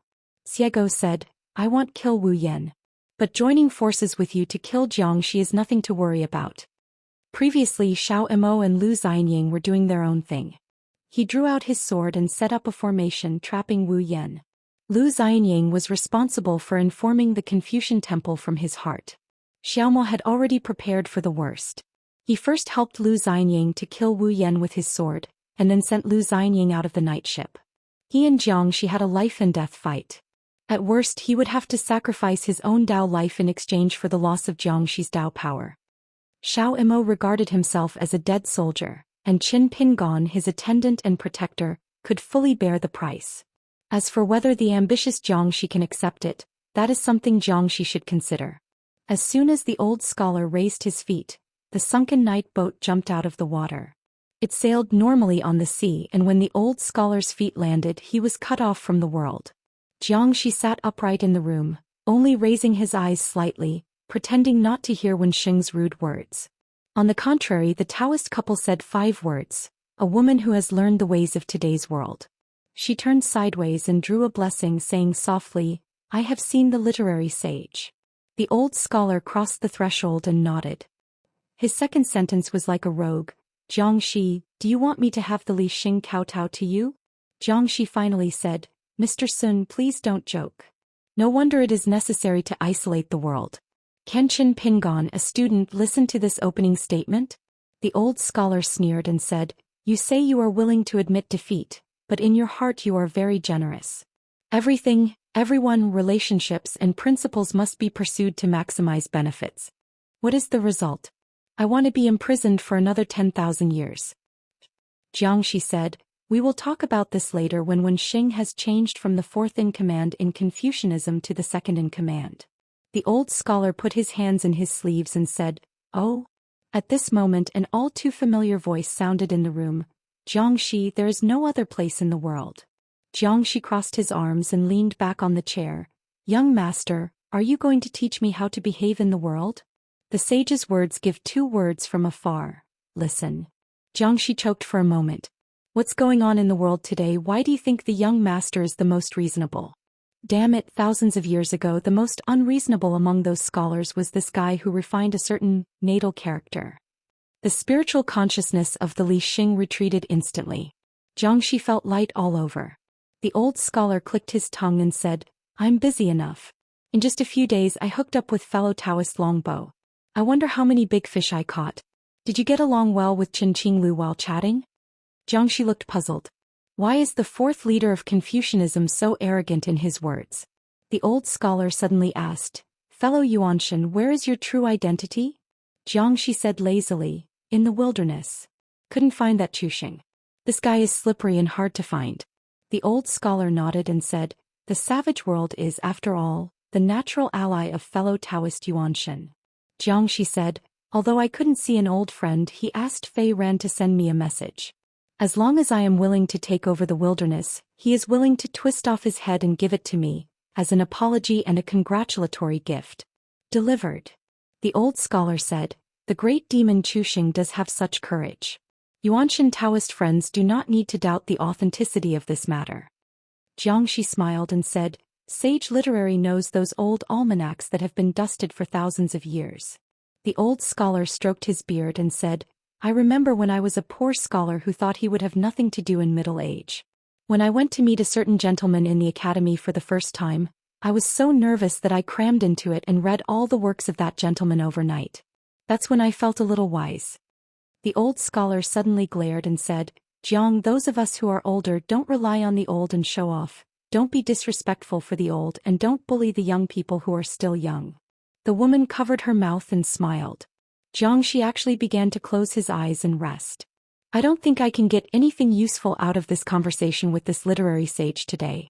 The old scholar narrowed his eyes and asked, I'm here today. I want to talk to you about the general trend of the world. I just want to ask you one thing. You must give me a clear answer. Will that little girl in a Hua-blessed land one day be able to eat is losing pays money an opportunity for her to attain enlightenment? Xianxia remained silent. The woman calmed down the atmosphere and said softly, don't worry, Wensheng. How can we bear it? The old scholar shook his head and said, this is not the answer I want to hear. The woman turned to look at the Taoist monk. Xianxia opened his eyes, stared at the old scholar and said angrily, what qualifications do you have to care about my housework? The old scholar was a little tired. How long has it been since then? You Xianxia can't do one thing out of 100 things, not just Xianxia. Just give me the right words, is it so difficult? Xianxia turned a deaf ear. The old scholar looked at Xianxia and said, if you have something to say it well with less ingenuity and more sincerity. Even if this kind of thing is difficult for you, Xianxia, no matter how difficult it is, it's extremely difficult. It's hard to be together with Dao ancestor back then. Catch each other and fight each other? Xianxia just pretended to be deaf and dumb. The old scholar fell silent. Xianxia sneered and said, you can stop me from recognizing my daughter no matter how much you talk about it. The old scholar was so angry that he stamped his feet and said, that only requires Pei Qian to be willing and sincere to recognize you as his parents. What are you saying? As a parent, everything is right as a matter of course? Is this a battlefield? Is it official intrigue? You Xianxia didn't even give you a guarantee not to harm Pei's money for profit or for the sake of justice. Are you too lazy to give it, don't dare to give it, or are you disdainful to give it? Or you can't give it at all? Fortunately, I still have to hold on to my temper and deliberately put on a show of being a literary sage to see you, so that my students and Xiao Peiqian will not have a grudge in their hearts. What are you trying to do? You Xianxia, your mother's military ancestor. I'm Xiao Pingon. If I see someone like you recognizing me, I'll give you a big mouth first. Xianxi's eyes were indifferent and he said, have you finished scolding? After you finish scolding, I will take Pei Qian away. I will give Qin Pingon and Luo Luoshan no less than the compensation and benefits they deserve. The old scholar said angrily, no individual can say such nonsense. Xianxi's face turned gloomy. Those with the surname Sun, please don't push yourself too far. If you me off, I will make your Confucian temple and this vast world remember you for a long time. Still doing this. Damn it, I've had countless quarrels, this is the first time I'm so angry. The old scholar shook his head as if he had made up his mind, took a deep breath and said with a smile, okay. The truth doesn't make sense. You Xianxi have always been a master who believes in breaking all boundaries and barriers in the world. You're just not sure. Is my closed disciple capable of plotting to kill you? Xianxi smiled and asked, just because of who he is now. The old scholar said, since you don't worry about me, how can I trust the ancestor of the military strategist? Then let's draw a clear path. Each of us will rely on his own ability, and we will be responsible for life and death. Who wins or loses? Xianxi seemed to be smiling but not smiling. Are you trying to provoke me? The old scholar had a complicated look on his face. He removed the magical power that blocked the world and turned to look outside the house. It's safe. It's doable. Qin Pingon looked at Pei Qian silently. Pei Qian shook his head gently and said, Master, don't be sad. I didn't want to eat that steamed bun covered in dirt. Over the years I may have never grown up, I just pretended to be sensible. Xiao Imo held his breath and concentrated, put his fingers together, held the sword seal in front of him, and a blue and purple sword energy appeared vaguely. To rely on the sky thousands of miles away you must have a long sword. Xiago revealed Bai Jing's true appearance, with a pocket dagger in her sleeve used to see the mountains, which was one of her trump cards for winning the title of Dao in ancient times.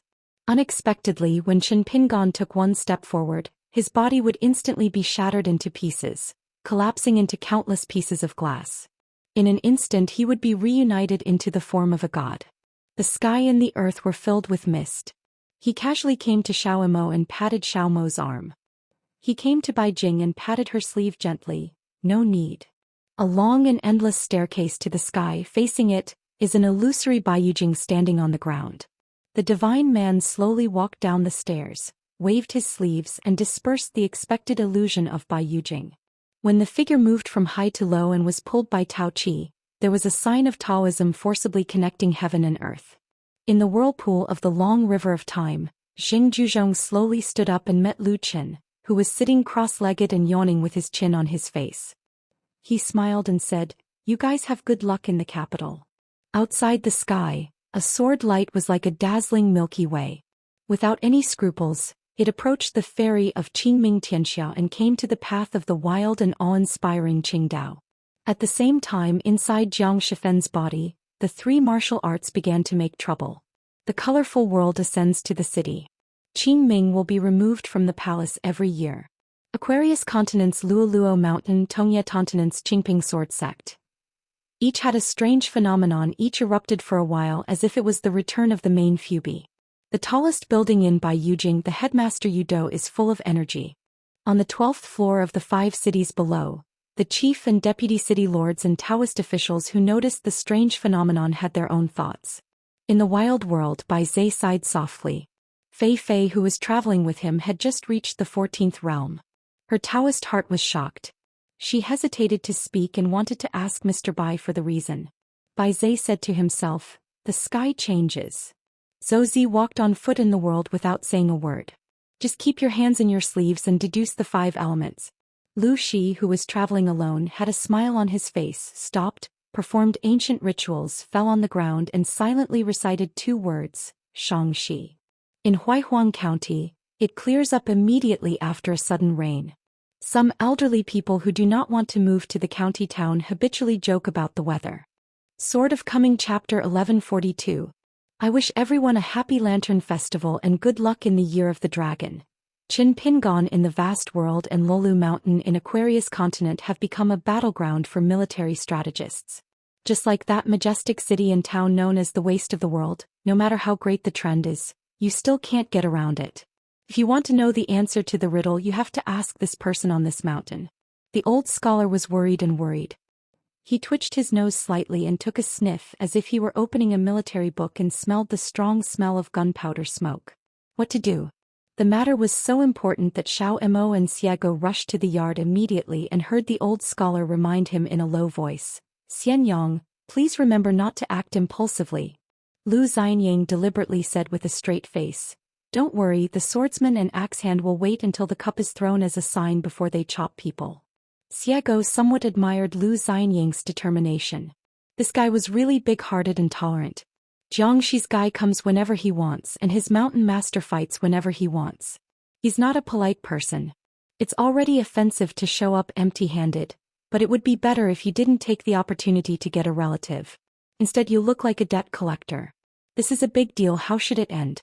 Xiego was suffocating and couldn't help but cast a sidelong glance at Wu Yan. The latter smiled apologetically as a good friend, saying, "I'm sorry I've caused my fellow Taoist to suffer." The old scholar laughed dumbly and patted Lu Xianyang's arm. "Don't always feel that you owe Qin Pingon anything." In the private courtyard of the acting lord of Lingxi City, the female cultivator Wu Yan is in the most embarrassing situation right now. When she first boarded the ship, she might have been considered half an outsider, but now she is half an enemy. The woman looked at Pei Qian several times, all with wishful thinking, and could not get any response from him. But Wu Yan was already satisfied with being able to look at Pei Qian a few more times. He was not the kind of appearance that makes people feel stunning at first sight. His hair was tied into a bun, revealing his high forehead, slender eyebrows and cold expression. Even if Qian encountered such an unprepared change, his eyes were still firm and there was no trace of despair or dejection. Probably in Wu Yan's eyes, such an outstanding woman is not only the most outstanding woman in the past century, not only in the world but also in the entire human world in history. The more promising Pei Qian was, the more guilty Wu Yan felt, and he stood in front of him speechless. Lu Xianyang was silent for a moment and said, "Mister, it's necessary. Qin Pingon should be unlucky for having such an obscure friend like me." Lu Xianyang has always known what to say, what to do, and how to get along with his friends. But over the years, the thought of at that time he went everywhere begging for help, begging shopkeeper Yang of the medicine shop to save people, begging his neighbor Wang Zhu for locust leaves, begging the supervisor of Song Chongjing for justice, and I felt very sad. The old scholar hummed, raised his arms and clenched his fists, with a dazed look on his face, and tapped his heart lightly. "I feel the same way. For example, it was only later that I learned that such a proud student just wanted to help my husband sell hundreds of more books. Just bowing my head and toasting with others at the wine table. Every time I think about it, I feel uncomfortable." Wearing and changing pairs of straw sandals during those bleak years, Lu Xianyang's existence, to Qin Pingon in Mubwa Alley, seemed to have been living in the severe cold of winter. But even if the sky was gray, the future was always unclear. It's true, but in the end I know in my heart that there is a sun in the sky. Qin Pingon is not alone. Many people with similar backgrounds and similar circumstances have bleak lives, just like walking in a narrow and dark alley for a long time. Occasionally looking up at the sky, there is always a glimmer of light, like a way out. Lu Xianyang asked directly, "What exactly does Xianxia think?" After all, he is not the ancient Taoist priests like Xiao Mo and Bai Jing who wrote the old almanac in their own hand. Only by personally experiencing the character of the characters can we make a final conclusion. In fact, if you really want to recognize Pei Qian, why should you deliberately become enemies with Qin Pingon? The old scholar's face was full of confusion. If you want to ask why you are a good person and do good deeds, in the final analysis, it is always a matter of thought. If you ask why it is unreasonable and the branches and leaves are unruly, there are various reasons. Even though Jiangxi's Taoist companion was still present, Xiao Mo was not very polite when he spoke. "I guess Jiangxi just takes the title of the first military ancestor very seriously and takes Pei Qian very lightly." This was because Pei Qian was on the spot and Xiao Mo couldn't bear to say harsh words. In ancient times, the Taoist monks had firm thoughts and pure Taoist hearts. This is by no means a flattering word. They are far less troubled by good and evil, good and bad than those in later generations.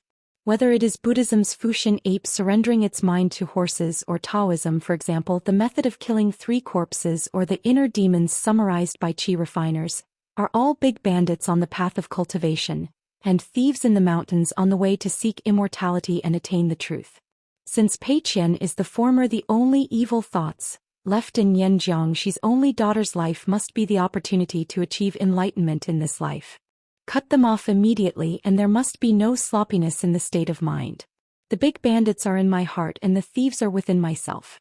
After finally waiting for the founders of the three religions to disperse, Xianxia took it for granted and felt that there was an opportunity to take advantage of it. He was about to do another groundbreaking feat and write a preface to a new chapter. He always felt that Xianxia would be better than him. Kill my family. Young master, tell the world immediately, just like a beheaded general seizing the flag on the battlefield. Xianxia will have a reputation which will make it easier for him to gather troops and horses to overthrow the old world with one go. At this point Xiao Mo sneered, Xianxia, this military strategist. He's still the same after 10,000 years. After 5 words of hesitation he finally stopped talking. She was still worried about adding fuel to the fire.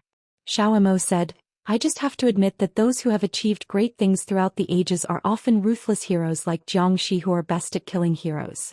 The old scholar changed the topic intentionally or unintentionally and said with a smile, generally speaking, when you are in a situation of death or in danger, those who love and obey may have 1 or 2 and they dare not expect more. I am a student, but you are willing to sacrifice one's life for him regardless of the cost shows that what he does is fair and his behavior is desirable. Having such a close disciple as a teacher, I have a good vision and am proud of my heart. While talking to himself, the old scholar began to pace in the courtyard, stretching his arms and twisting his neck from time to time, just like an old man who returned to his hometown after returning to his official career.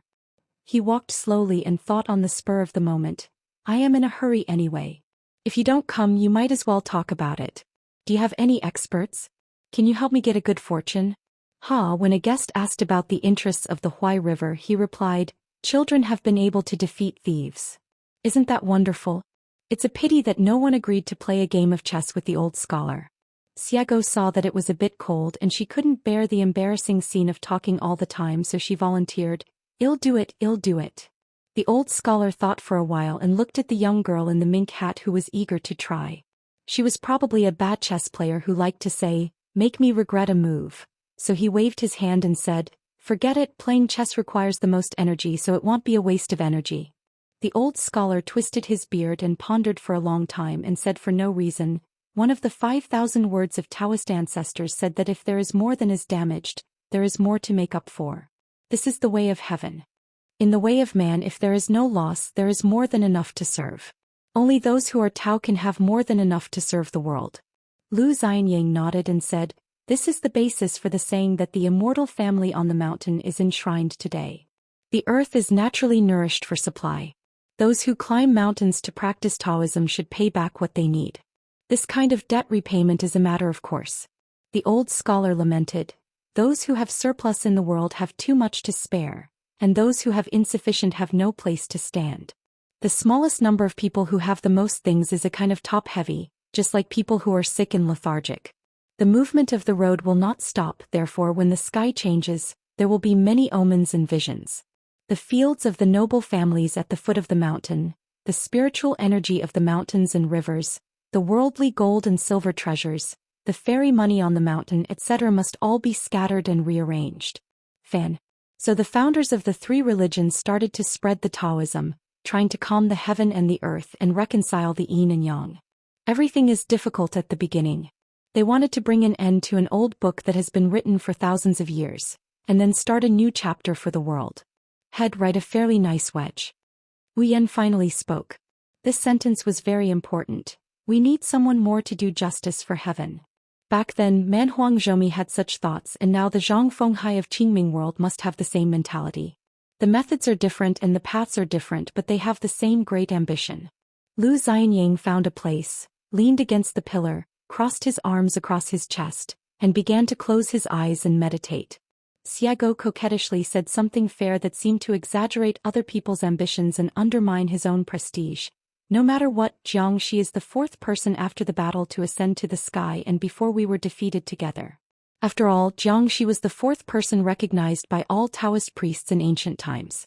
So her implication could not be simpler. Xianxia, the founder of the military strategist, is really good at fighting. Mountain Master, you must take it easy. There is no need to seek victory. As long as you survive, you will win. If Xianxia is right, can he do it? How could Daozu have ended up personally?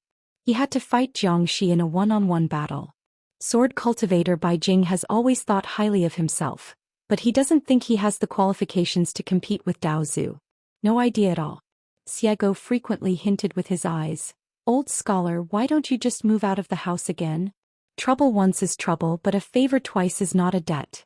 We, the children of the world, only care about grudges, so why should we cherish our face too much? The old scholar didn't seem to notice Xiego's reminder. He just straightened his clothes subconsciously and said to himself, the most valuable and respectable thing is that before they ascended to heaven, those martyrs, those sages, those Taoist priests and scholars, they thought they could survive, and they didn't care whether future generations would remember their names or Dao numbers. The most important thing was that they didn't even think they could win. After a pause, the old scholar looked at the girl in the mink hat and asked with a smile, Miss Xia, when you were the first woman to ascend to heaven, what did you think when you sheathed your sword? Xiego grinned. The idea is simple, just 4 words, really win? At that time, Bai Jing was covered in blood, and her robe was soaked with 2 colors of blood, both scarlet and golden.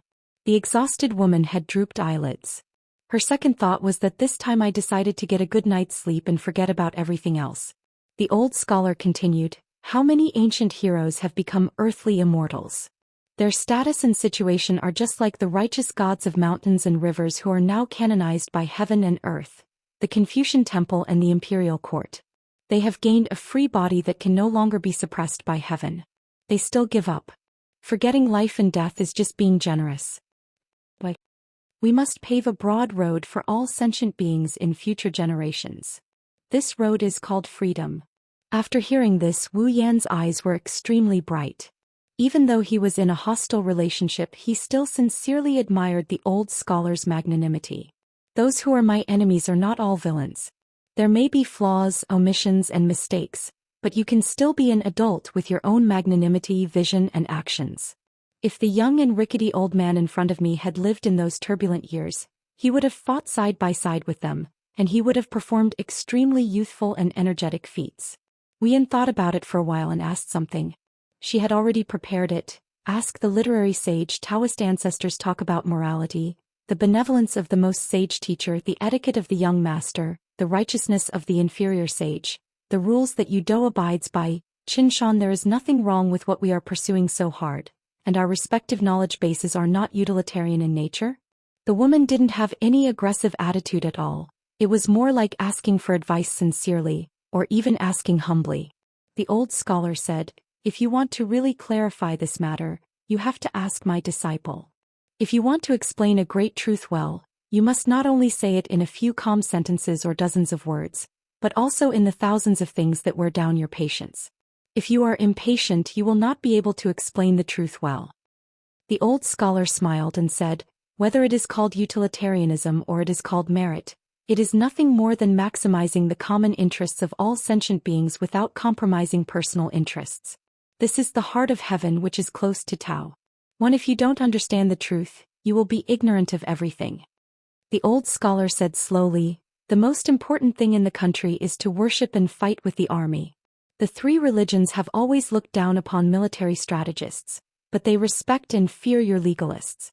When it comes to conquering the country and conquering the world, of course, military strategists are indispensable.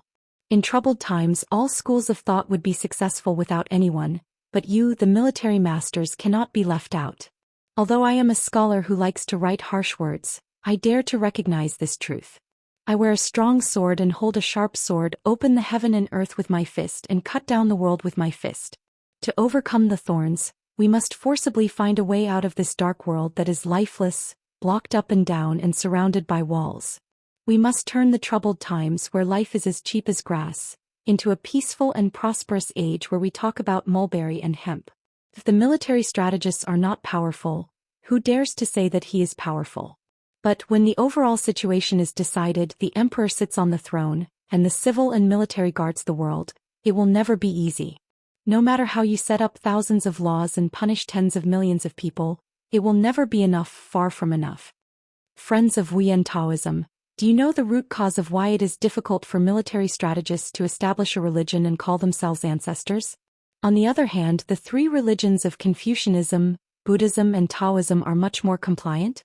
It was not just Xianxia who intended to rebel, and made a big mistake that led to military strategists. It is so simple to lose this easy-to-get title. Of course you can say that there are too many disciples of the three religions in later generations who have read their minds wrongly, recited the scriptures wrongly and practiced the Taoism wrongly. But you should be clear about one fact: the most holy master Taoist Buddha Tuo, they all have the spirit, the mind, the vision, the Tao and the skills.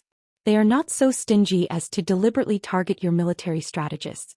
You can also say that one day with the talents and skills of the Taoist friend Xianxia, he will be respected as a military strategist, and his family will be the only one to unify the world. You can also let the three religions and the hundreds of schools of thought be supplemented to repair people's hearts in the world together. It's just a matter of prioritizing. Why can't it be done? Aren't you an old scholar who wants to go against the grain just because you're sitting in a Confucian temple and getting close to each other? No, in my opinion, if we trace back to the origin, it lies in the purpose of the three teachings, which are different ways to achieve the same goal. Their fundamental knowledge is all about how to suppress desires, such as being cautious about independence, being few desires, guarding the mind, etc. The art of war, military strategists and legalists cannot be separated. Military strategists are too obedient to the desires of the people, blindly adding fuel to the flames, and are good at taking advantage of the situation and stirring up people's hearts. The divisions of tigers and wolves with iron armor are as powerful as floods. They behead generals and seize flags and judge their merits by their heads. To be victorious in every battle, to be invincible, to break the formation and destroy the country, everyone wants to achieve unparalleled achievements. Just rely on legalism to control the water blockage and not let it go. When people's minds are rough, it will be even more difficult to suppress their desires. Yuan's face was full of surprise. This was the first time someone told her this truth. Pei Qian was about to speak but stopped. Lu Xianying shook his head gently, indicating that she didn't need to say anything and just leave it for now. The old scholar laughed at himself. So it's not that I can't trust your military strategists. In the final analysis, I can't trust human nature and desires. The flood is surging, the sea of desire is rising, the invisible water level of the world, the height is here. Having said this, the old scholar stretched out a hand with his palm facing down, placed it flat on his heart and raised it slightly. Since it can't be pressed down, the water level will get higher and higher. Lu Xianying opened his eyes and said, "There is no way to avoid it. There is no way to hide. The weak will drown first." Lu Xianying had said, ridiculed and even scolded Qin Pingon in person that he was a bad person. Many difficult things happened to him, Qin Pingon, because he was the one who deserved it. But there is one thing: Lu Xianying can't even joke a few words, probably because they all come from hard backgrounds, so in their respective future life paths, they all firmly believe that they must do their best to provide all the people like Lu Xianying and Qin Pingon, even if it's a little light. The market says it's hope and the book says it's hope. Because to be kind to them is to be kind to yourself and to be kind to your childhood and youth. What does it mean to be a young man? He still believes that some truths make sense. What is twilight? I no longer believe in any truth. As the old saying goes, no matter how hard it is to be a teenager, the world seems not good enough, so many teenagers never survive. The old scholar put his hands in his sleeves and murmured, "I came here in a hurry this time because I wanted to support the students. You are the parents and I am the husband. I thought there was such a relationship. There is no reason why we can't open the skylight and say a few clear words, so I also want to hear what you and Xianxia are thinking now and see if you can convince me. I am very much looking forward to seeing if Xianxia has any updates after 10,000 years of thinking. If a good idea path is really feasible, then you might as well take a look. If you have doubts for a while, just chat a few more words. Reasoning is not a quarrel. The more we talk, the clearer it will be." It seemed that he had talked too much, and the old man's face became a little tired. He no longer talked about those sincere roads, thousands of words, and summarized them into one truth: a simple human nature. The old man looked at the woman and asked softly, "How could you let go of such a good daughter?"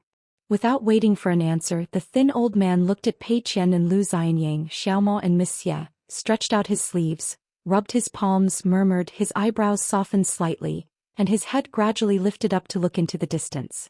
It seems that the spring breeze and warm light that remain year after year are put to use at this moment. The road is the high blue sky and the thick lush, which allows people to cross the sea of suffering. I have a petal of fragrance in my heart, and I am not afraid that God will know it, earth will know it, and people will know it. I have no skills, I can only teach and educate people. The old scholar is not poor and his life is good. He is not bitter and is patient with everyone he talks to. Thank you for loving me because you love my students. The old scholar is very grateful. No matter they are the elders and juniors of a family, or teachers and students within the same cultural lineage. If there is a full moon, a cup full of wine, a crowd of friends, lights and generations in the same room with laughter and joy, then what day is not the Lantern Festival? Sword of Coming Chapter 1143. The final place of the ancient battle between water and fire. Xianxi's body appeared in an instant and he punched his head and face. Qin Pingon was not in a hurry to draw his sword. He moved forward instead of retreating. He shook the mountain again as he went forward and received Xianxi's punch with one hand. Just as they exchanged punches and then punches, a vortex of time appeared in the sky above the heads of both parties. This was a strange phenomenon caused by the collision and agitation of the fists of both parties with the long river of time. Within the vortex of time, there are still various strange scenes, one after another, showing the fighting process of various ancient battlefields, like a series of smart murals. After all, it was a punch from an 11th level martial artist. Qin Pingon retreated again and again. In an instant, a long blue line stretched out for more than 10 miles, and finally stood still, his sleeves bulging as if there was something there. A series of muffled thunder sounds. Qin Pingon shook his sword, and the golden light on the tip of the sword flowed and shone brightly. You have some strength. If you are a strong martial artist who dares to take this punch forcefully, you will probably be reincarnated by now. Standing where Qin Pingon originally stood, Xianxia twisted his wrist to disperse the punch, showing a bit of admiration and said with a smile, compared to the last time in Taiping Mountain when he fell to the ground and pretended to be dead after receiving half a punch, there is no improvement. Phew.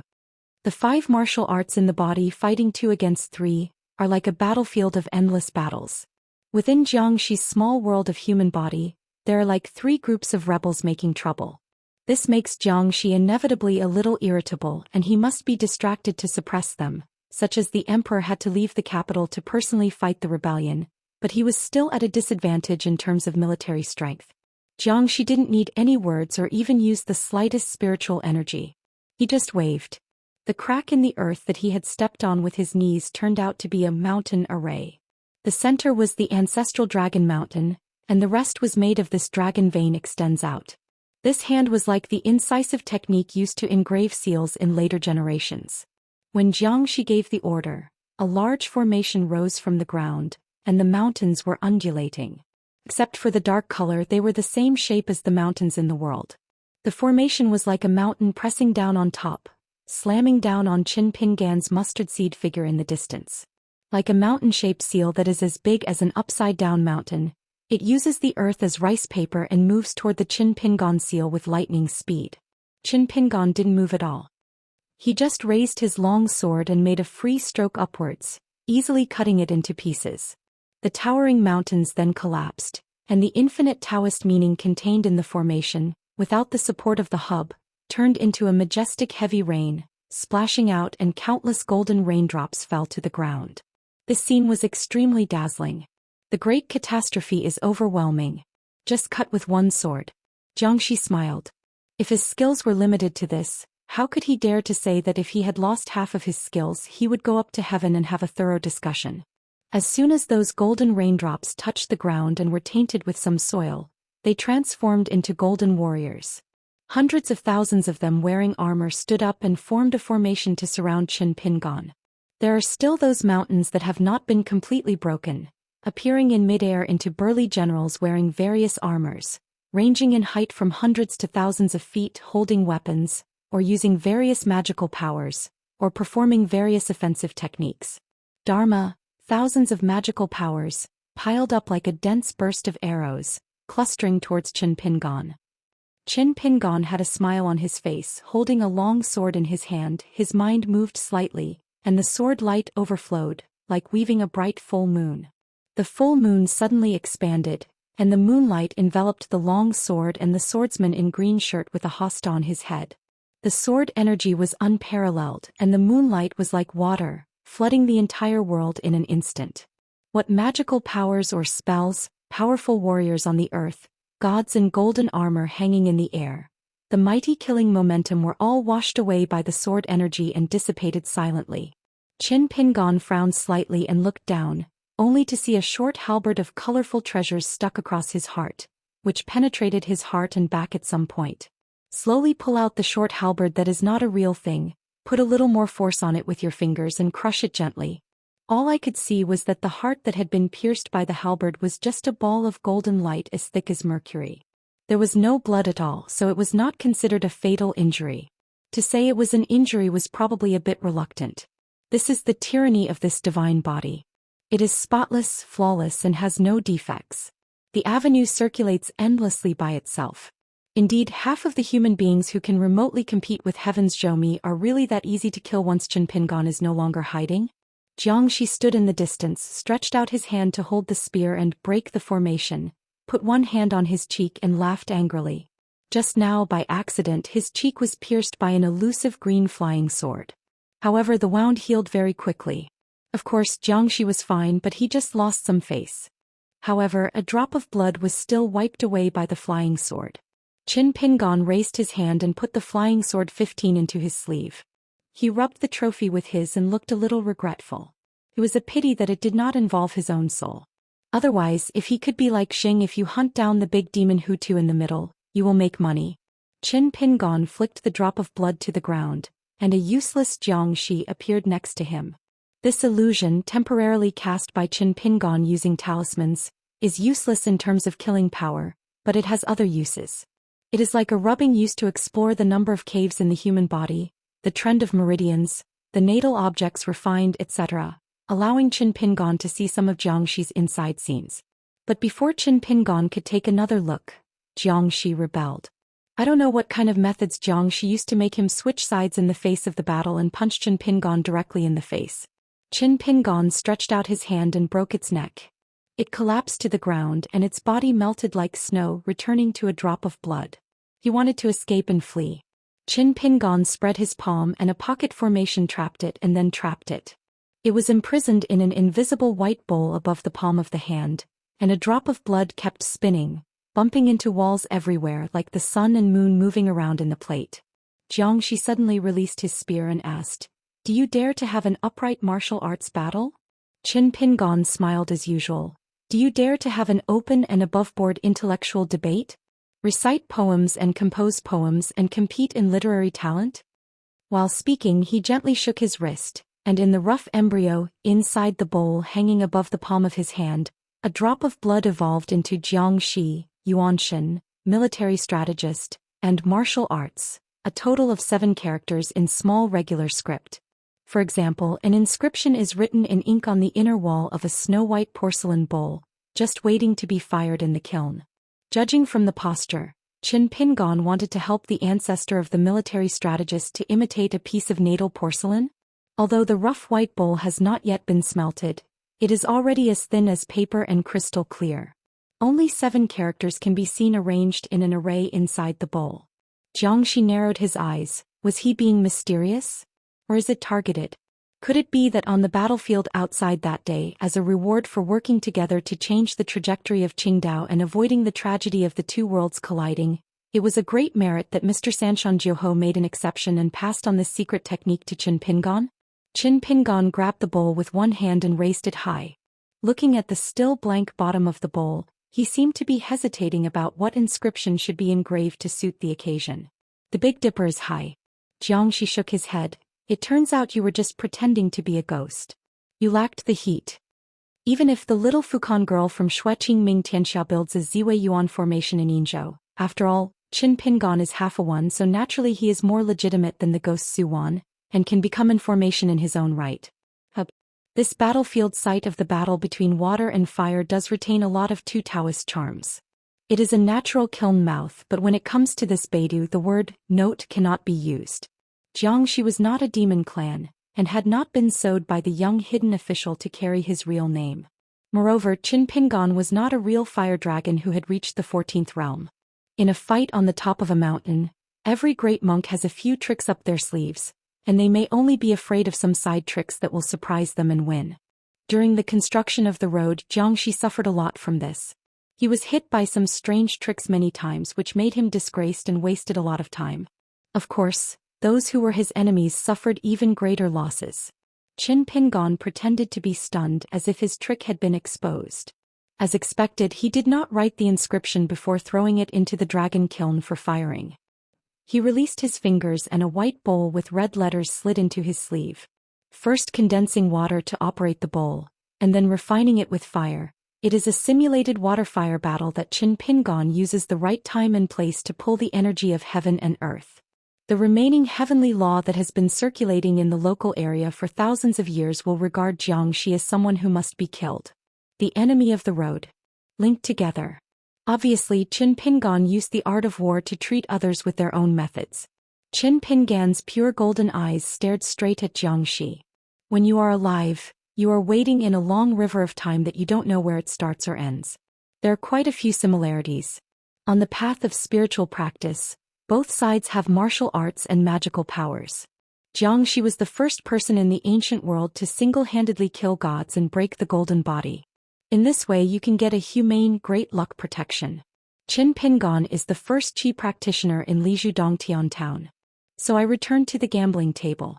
A stick of incense was lit in the courtyard and the light skyrocketed. They are all treasonous and heretical. Their confrontation today seemed like a destiny, like collecting and repaying debts from each other. The shadow of a famous tree. One of the 10 tycoons in the ancient world, the 4th in the world, the ancestor of the military strategist, and the 11th level of martial arts. Any title you pick is enough to make a 14th realm monk feel stressed. Qin Pingon also learned a skill from Xiaomo. He didn't take it too seriously when asking anyone about swordsmanship. Xianxia asked, "Did you have any premeditation in choosing this place as the battlefield?" Qin Pingon smiled and said, "Forgot."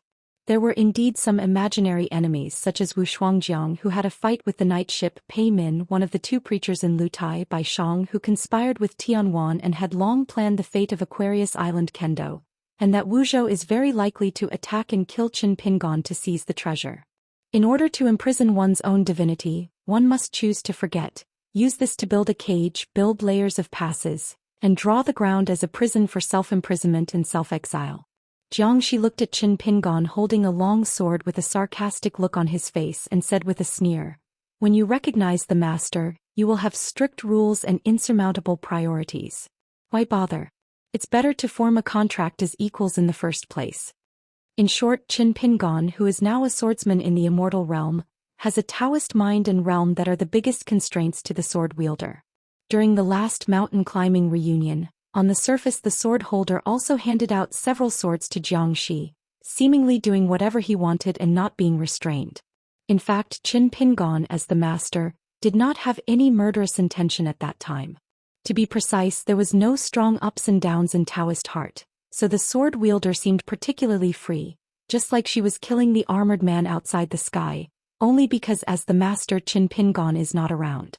Once Qin Pingon meets the armored man, it's okay if he doesn't have murderous intentions. As long as he has murderous intentions, the sword holder has to abdicate. He must give up the throne to Qin Pingon, change his identity and let the latter become the sword holder. Xianxia shook his head with pity in his eyes. "I feel so sorry for you couple and even more embarrassed. Otherwise, if there is someone beside Qin Pingon who is as lethal as a sword wielder, how difficult would it be for Qin Pingon to act as a thug and protector even if he is just a Jade Pu realm sword cultivator wandering around the world? Even if the god's status is as high as that of the sword holder, he is not the co-lord of the ancient heaven, and he will not be able to obtain true and pure freedom, just because the other 4 supreme gods are still not as high as heaven." Xianxia said something strange out of the blue.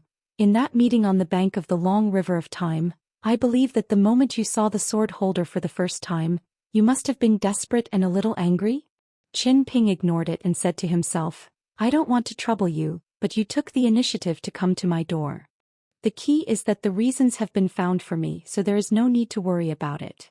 After a moment of silence, Qin Pingon looked complicated and murmured, "My senior brother. I don't know how to evaluate it, am really speechless. The wild world. This is a very strange traveling team, both weird and supernatural. Anonymous, a wild man, leads the way. As the only native, he takes a group of outsiders on a tour and introduces the local customs along the way. Having him lead the way can save a lot of unnecessary trouble. The atmosphere in the team is quite harmonious. There is no grievance or enmity anyway. The nameless Dou just treats it as a dispensable relationship. Who knows if he goes to Qingming Tianxia in the future and joins them. At least he has someone. A place to stay. In the wilderness, once you make a friend on the mountain, you will often make enemies for no reason. This is similar to the officialdom under the mountain in the vast world.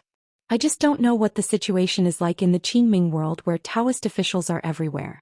Nameless, who was walking side by side with Zhang Fenghai, glanced at the team behind him and smiled. Since he was curious, he would know as soon as he left. Qingming Tianxia belongs to this group of private Taoist priests who set up their own sect. The ancestral mountain Liue Peak has a very small territory. It is just the top of the mountain where the ancestral master hall is located, plus a weak river upstream. The sect advocate Feng Hai is a monk in the new 14th realm. His new Taoist name is very rustic, Ni Tu. Deputy sect leader and chief worshipper Lu Tai. Behind Lu Tai's but, there was also a native dog whom he named Lu Chen. Li Huai, the most famous academy sage in the world. He was the most ordinary one, but he seemed very strange in this team. Lu Tai walked beside Li Huai asking questions. Anyway, the topic went around and he always got something to do with Shanjuchen and Yinguan. Anonymous sighed. I'm really curious, how strong is that Yashan forest master? Zhang Fenghai said. The killing power is so high that I can only say that it cannot be regarded as an ordinary 14th realm. Anonymous nodded and said, for martial artists like us, this is almost the highest praise we can get. Zhang Fenghai asked doubtfully, Senior, you always consider yourself a martial artist in your heart? Anonymous smiled and said, it is selfishness. After all, the journey of martial arts is not as good as cultivating Tao, refining Qi and stopping the flow of water. The number is smaller and the opportunities are naturally greater. Although Zhang Fenghai had been with the nameless ancient wild demon for a short time, he felt that he was quite close to him. In fact, the nameless person was not like this. He had to repeatedly remind himself to wait and see what happens so as not to be impulsive and join Zhang Fenghai's sect.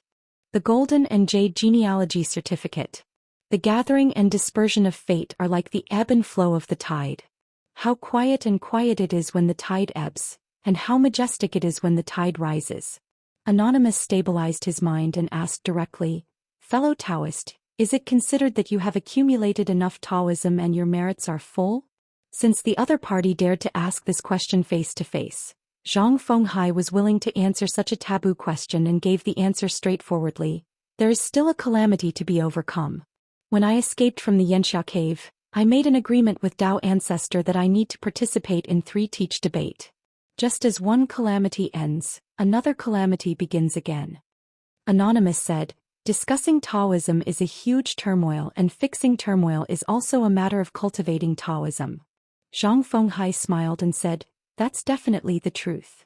In life, no matter whether it is an immortal or immortal practicing Taoism or not, everyone has his or her own calamity and fate. Villains follow their own numerology, but adults are led by destiny, and it's no exception. For example, Wang Jia, the founder of Rudu City in Fuyao Island and whose Taoist name is Shujuan, said that he had 3 military tribulations to overcome. 1 continent would sink, the sect would be destroyed, and he would be defeated. This is also the reason why Ningyao ran away from home and traveled across Dao Xian Mountain to all the continents in the world, and did not stop until he reached the small town of Liju Cave. Anonymous clasped his fists and said, then let me be a good boy, wait until the debate is over, and then go to Liu Peak to visit fellow Taoists and see if I can use the treasure land to choose the direction of the avenue. Zhang Fenghai nodded and said, it is human nature to seek advantages and avoid disadvantages, there is no need to be pretentious. Anonymous asked, then what is Tianxin? Zhang Fenghai smiled and said, when fellow Taoists arrive at Liu Peak, the Taoist priests can speak freely, and fellow Taoists can listen to what they say. Anonymous rubbed his chin, remembering an annoying thing. Master Bai may not be willing to let him go. My fellow Taoists can get out of the Xianxia cave, but I may not be able to leave the wild world. Zhang Fenghai said, I originally wanted to visit Mr. Bai to discuss something on this trip. I guess there must be a dispensable escape route in the wilderness. Once the situation is eroded, it can maintain its incense. After all, Anonymous is an accomplished monk and he is not stupid after all. He instantly understood the implication of Zhang Fenghai's words. It was very simple.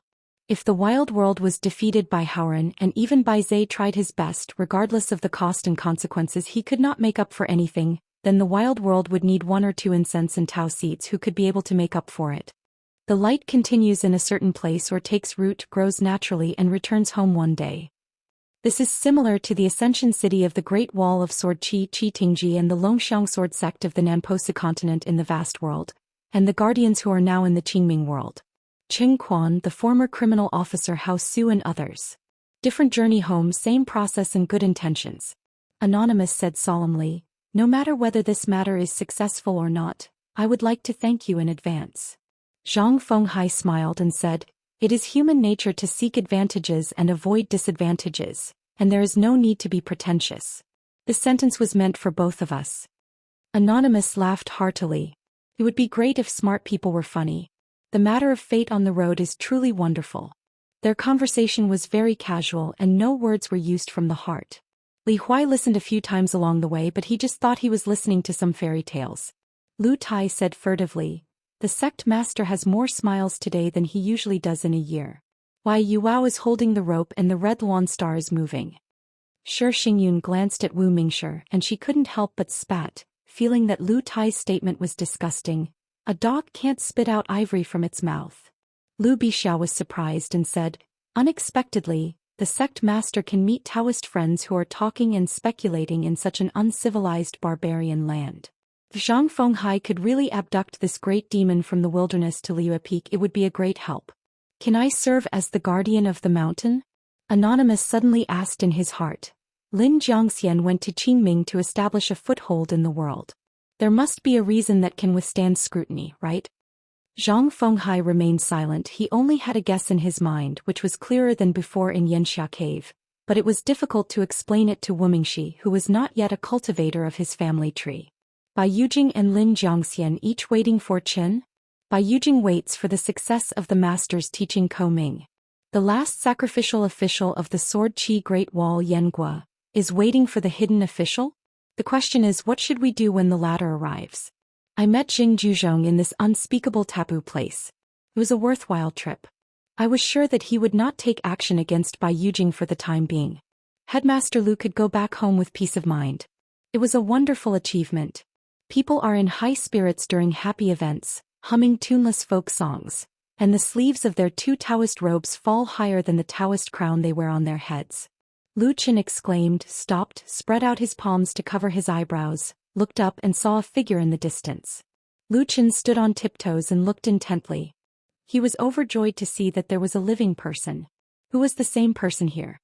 The strangers who share the same destiny. The fellow villagers burst into tears when they see the fellow villagers. Lu Qin tipped his toes, used his escape technique and flew toward the fellow Taoist. He did not forget to speak out to remind the other party of his existence, so as not to be mistaken for someone with evil intentions and ruin his harmony in vain. I saw a young-looking monk who was obviously the kind of man who had almost perfected his merits and attained enlightenment, but he was like a dead old tree with no vitality, slowly decaying here. The monk is sitting cross-legged in the void holding a fly whisk and is doing the breathing lesson.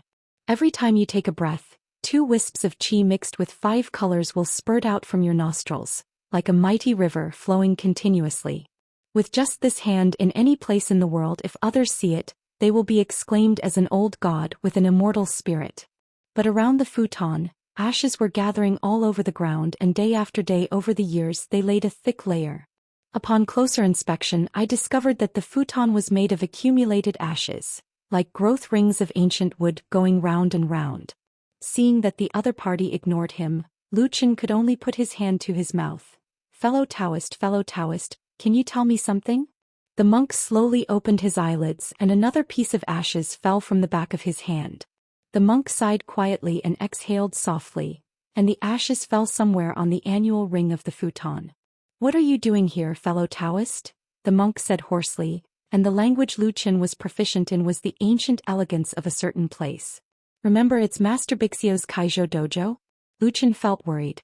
It was probably the Taoist friend who had offended his uncle. He seemed to be worried about hiding anywhere, so he had to take refuge here. Anyone who dares to provoke Master Bixiao will not be far behind in his Taoist conduct. Lu Qin bowed his head in a formal manner. Xiaodao Luchan, I came here to pay my respects to my senior. The monk's eyes were deep and he glanced at the young Taoist priest's clothes. He was silent for a moment and asked, how is the master of Bixiao Cave, also known as Kaizhou Taoist? Is he 15? The tone of the other person's words was full of energy and his face was full of energy. He was probably a newcomer who had just arrived here not long ago. Those who stay here, no matter what their routes and channels are, most of them come here to avoid disaster, but they will suffer the torment of heaven. Luchan nodded and said, I am 15. I have just returned to Qingming World a few years ago. I am now 15. It is a great thing to be celebrated by the whole world.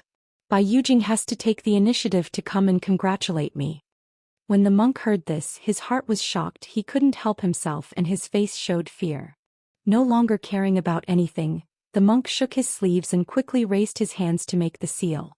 As the old monk made calculations and deductions, the light shone between his fingers, and the halo spread out layer by layer, revealing many wonderful visions.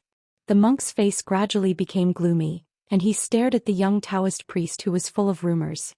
Is it fun to deliberately deceive and consume my mind? Luchan sat cross-legged not far away and asked with a smile, Senior, why don't you just calculate Lu Chen's fortune?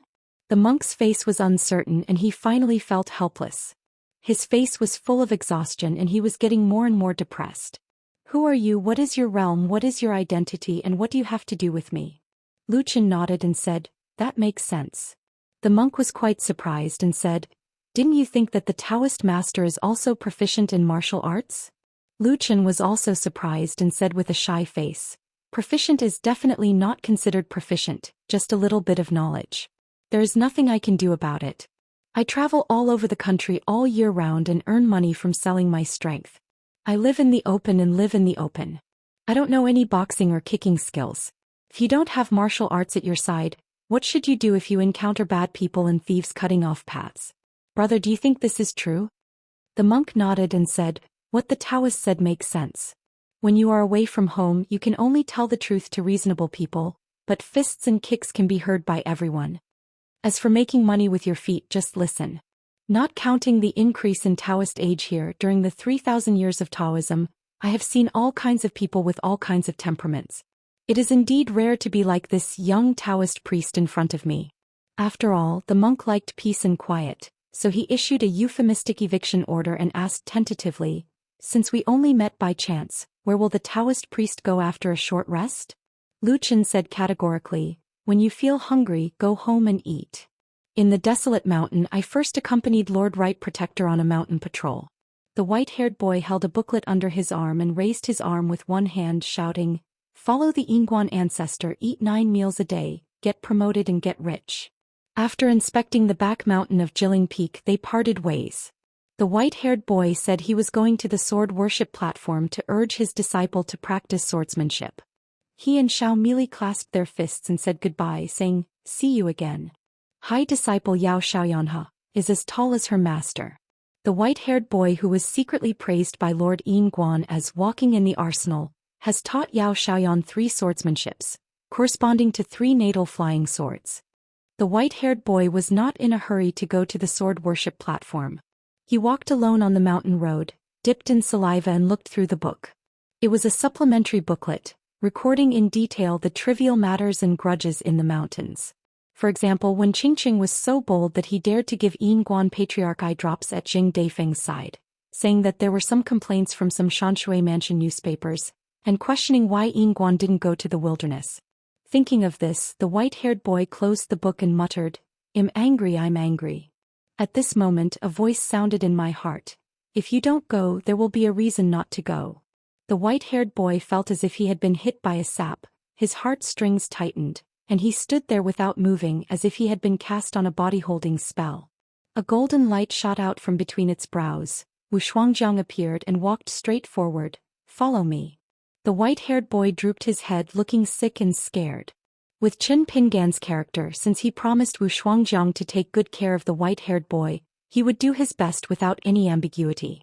In fact, when Wu Shuangjiang and his party asked about the general result of Bai Yujing, Qin Pingan might know earlier than the monks at the top of the mountain in Qingming Xianxia. For example, when the Lulu mountain genealogist fell to the point of almost no state, is when this Taoist friend Hong Ho is at his weakest physically, mentally and spiritually. Qin Pingon knew well at that time that Wu Shuang must have died when he landed on the boundary of Baiyu Jing. In terms of emotion and reason in public and private matters, Luo Luoshan should immediately arrange a guardian for the white-haired boy. For example, Xiego or an old deaf child. Anyway, you have to be at least an Ascension Realm person. But since Qin Pingon didn't do this, that is an answer in itself. This answer does not need to be told to Qin Pingon by Wu Shuangjiang, who went to Night Ship, Wild World and Colorful World. With Wu Shuangjiang's talent and secret skills, he opened up a path to the sky that was invisible to all ghosts, so that neither Baiyu Jing nor the Confucian Temple could detect his whereabouts immediately. Change of environment. Of course, if Confucian Temple and Baiyu Jing are intentional, it is assumed that there is a possibility that Wu Shuangjiang can resurrect the soul through the corpse, and then use this to deduce the truth in process. Staring at Lulu Mountain, there must be clues. But the problem is that the Li Xing has been to the great Li capital city, and several of the most popular students of the Holy Master have even been to the Luopa Mountain because of the matter of being granted the title, since they didn't say anything. So the Confucian Temple's attitude towards this matter is worth pondering. The previous appearance of the sword holder in Qingming Tianxia was not some kind of demonstration by Qin Pingon to Baiyu Jing, but a reminder to Wu Shuangjiang. As agreed, we can take action. Lu Fang fell to the ground and knelt down. After getting up, he thought for a moment and crossed the continent in one step to Tongye Island. Soon a Taoist friend Tong Yi with a dull expression appeared next to Lu Shi. I saw that he was wearing a jasper crown on his head, a pair of golden eyes, and a jade pendant hanging from his waist, which described his ancient appearance and the atmosphere of a prince. But his face is covered with scabies and his attire changes erratically. He may be wearing a green robe and a jade belt, or he may be wearing plain linen, or he may be wearing armor. This is the combination of Tongye Ijo's luck, or the manifestation of the sage. Lu Fang said, "The sages of the Confucian Temple are full of worries about Aijo, so I prefer it. Beiju Luzhou is the most unruly, so I favor it.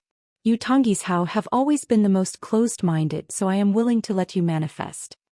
In the future, when he goes to the wilderness battlefield, no matter what his identity is, you will follow him as if we are returning the favor to the wilderness together. For some reason, Jiangxi felt that Qin Pingon had become unfamiliar in his eyes, which actually made him, the ancestor of the military strategist, feel the murderous intention and pressure of a great struggle for no reason.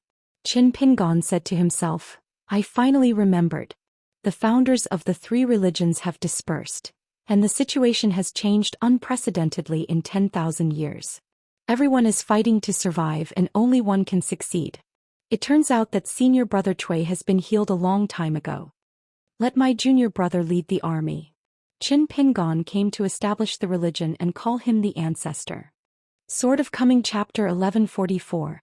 With a smile on his face, Qin Pingon flicked his sword with his fingers. The tip of the sword trembled slightly, making a clanging sound. The sword's aperture spread out in circles, illuminating his whole face with energy and great freedom. The bird in the cage bumps into the wall with a slight flutter of wings. The frog in the well looks at the sky like a boundary painting. We who hate each other and have a hard time with each other can finally say a few big words to the world and in our hearts talk. When Jiangxi heard this, instead of making any sarcasm, he felt somewhat enlightened. This finally makes sense. Climbing mountains to seek immortality, what are you afraid of? People who practice Taoism are afraid of the eventuality and become 10,000. After all, Jiangxi is not in the 15th realm, and it is difficult to escape from this path. There are still ups and downs of calamities which are inevitable. Jiangxi glanced at Qin Pingon and said, "The real Taoist age is a bit too young. If you win, you will inevitably be suspected of being defeated by force. If you lose, it will be even more disastrous. On the other hand, if this young sword cultivator loses, it will be an honor even if he loses. But if he wins, the future trend of the world will be even more unimaginable. Just say, how will Zhou Zi, the fortune teller, deal with himself then?" Jiangxi curled his lips and used a little magical power to crush all these emotions and thoughts in the center of his heart and turn them away. The battle to ascend to the sky is a calamity with swords and soldiers. The Tao went astray. He wanted to take the initiative and occupied the ruins of the ancient heaven. He weakened the world and only respected the military. A common killing was a calamity. After being imprisoned for 10,000 years, Another calamity occurred. It seemed that he had escaped from the calamity, but it was the time when the great calamity was approaching. When Xianxi's Taoist heart was revived and he wanted to organize his military affairs again, the Taoism prevailed and followed him like a shadow. Xianxi's fate as the founder of the military strategist was naturally the great opportunity that others coveted. Of course, not everyone is qualified to participate in this thrilling gamble. Ordinary monks, as long as they are not in the 14th realm, no matter if you are in the Ascension realm, as long as your life is not hard enough, I am afraid that if you get even a little closer, you will be catastrophically destroyed. Tao Yun was in trouble and turned into a burst of dust and ashes. But even a monk in the 14th realm dares to intervene easily? Definitely keep a respectful distance and watch from the sidelines. For example, Fu Luyuxuan, who is in harmony with the Tao and the time, and those who are in the right place. Who is willing to get involved in this situation. If he is not careful, his Tao will be stuck in the mud, unable to extricate himself, and he will fall into a situation that will never be recovered. Xianxia felt a little aggrieved and couldn't help but laugh and curse, Cui Chan, that bastard. He had previously thanked Xiu Hu and expressed his gratitude. Don't you want to help count the money if you don't want to be cheated? Apart from complaining a few words, Xianxia really didn't want to express his feelings. Wouldn't it be more aggrieved to compete with a dead man and arm wrestle? Xianxia had many ideas. When he returned to the world this time, he wanted to conspire to usurp the throne and replace himself. Qin Pingon, a former hidden official, was also one of them. However, after derivation and calculation, the possibility of Qin Pingon was extremely low. The biggest reason is not that Qin Pingon is too young and his level is not high enough for the time being, but that Qin Pingon does not have such big ambitions. In addition, Qin Pingan's biggest imaginary enemies are Bai Yujing and Yu Dou. For both parties, it is a personal grudge. Unexpectedly, Qin Pingon changed his mind temporarily, withdrew the long sword in his hand and asked him to withdraw from the battlefield. With a flash of sword light, the long sword appeared near the leaning pillar in the northwest that connects the sky and the earth. Qin Pingon moved slowly and rolled up the sword.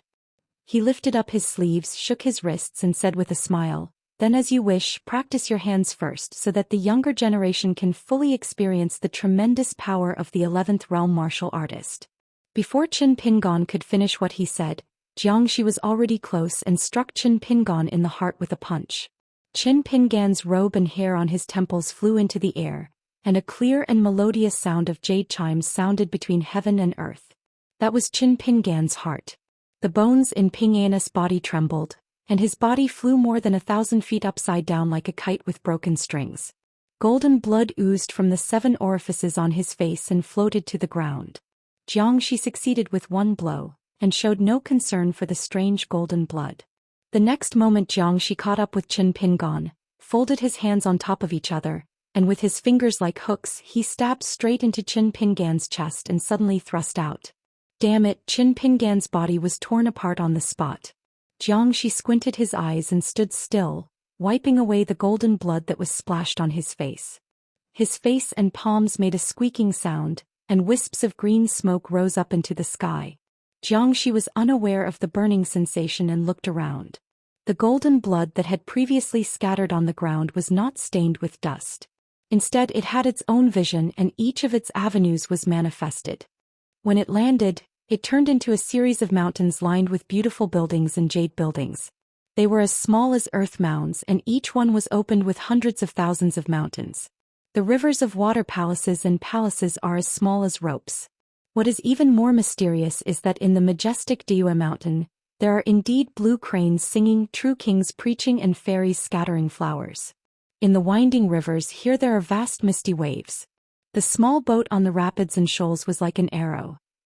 Xianxia sneered, still pretending to be a ghost, really thinking that he was God.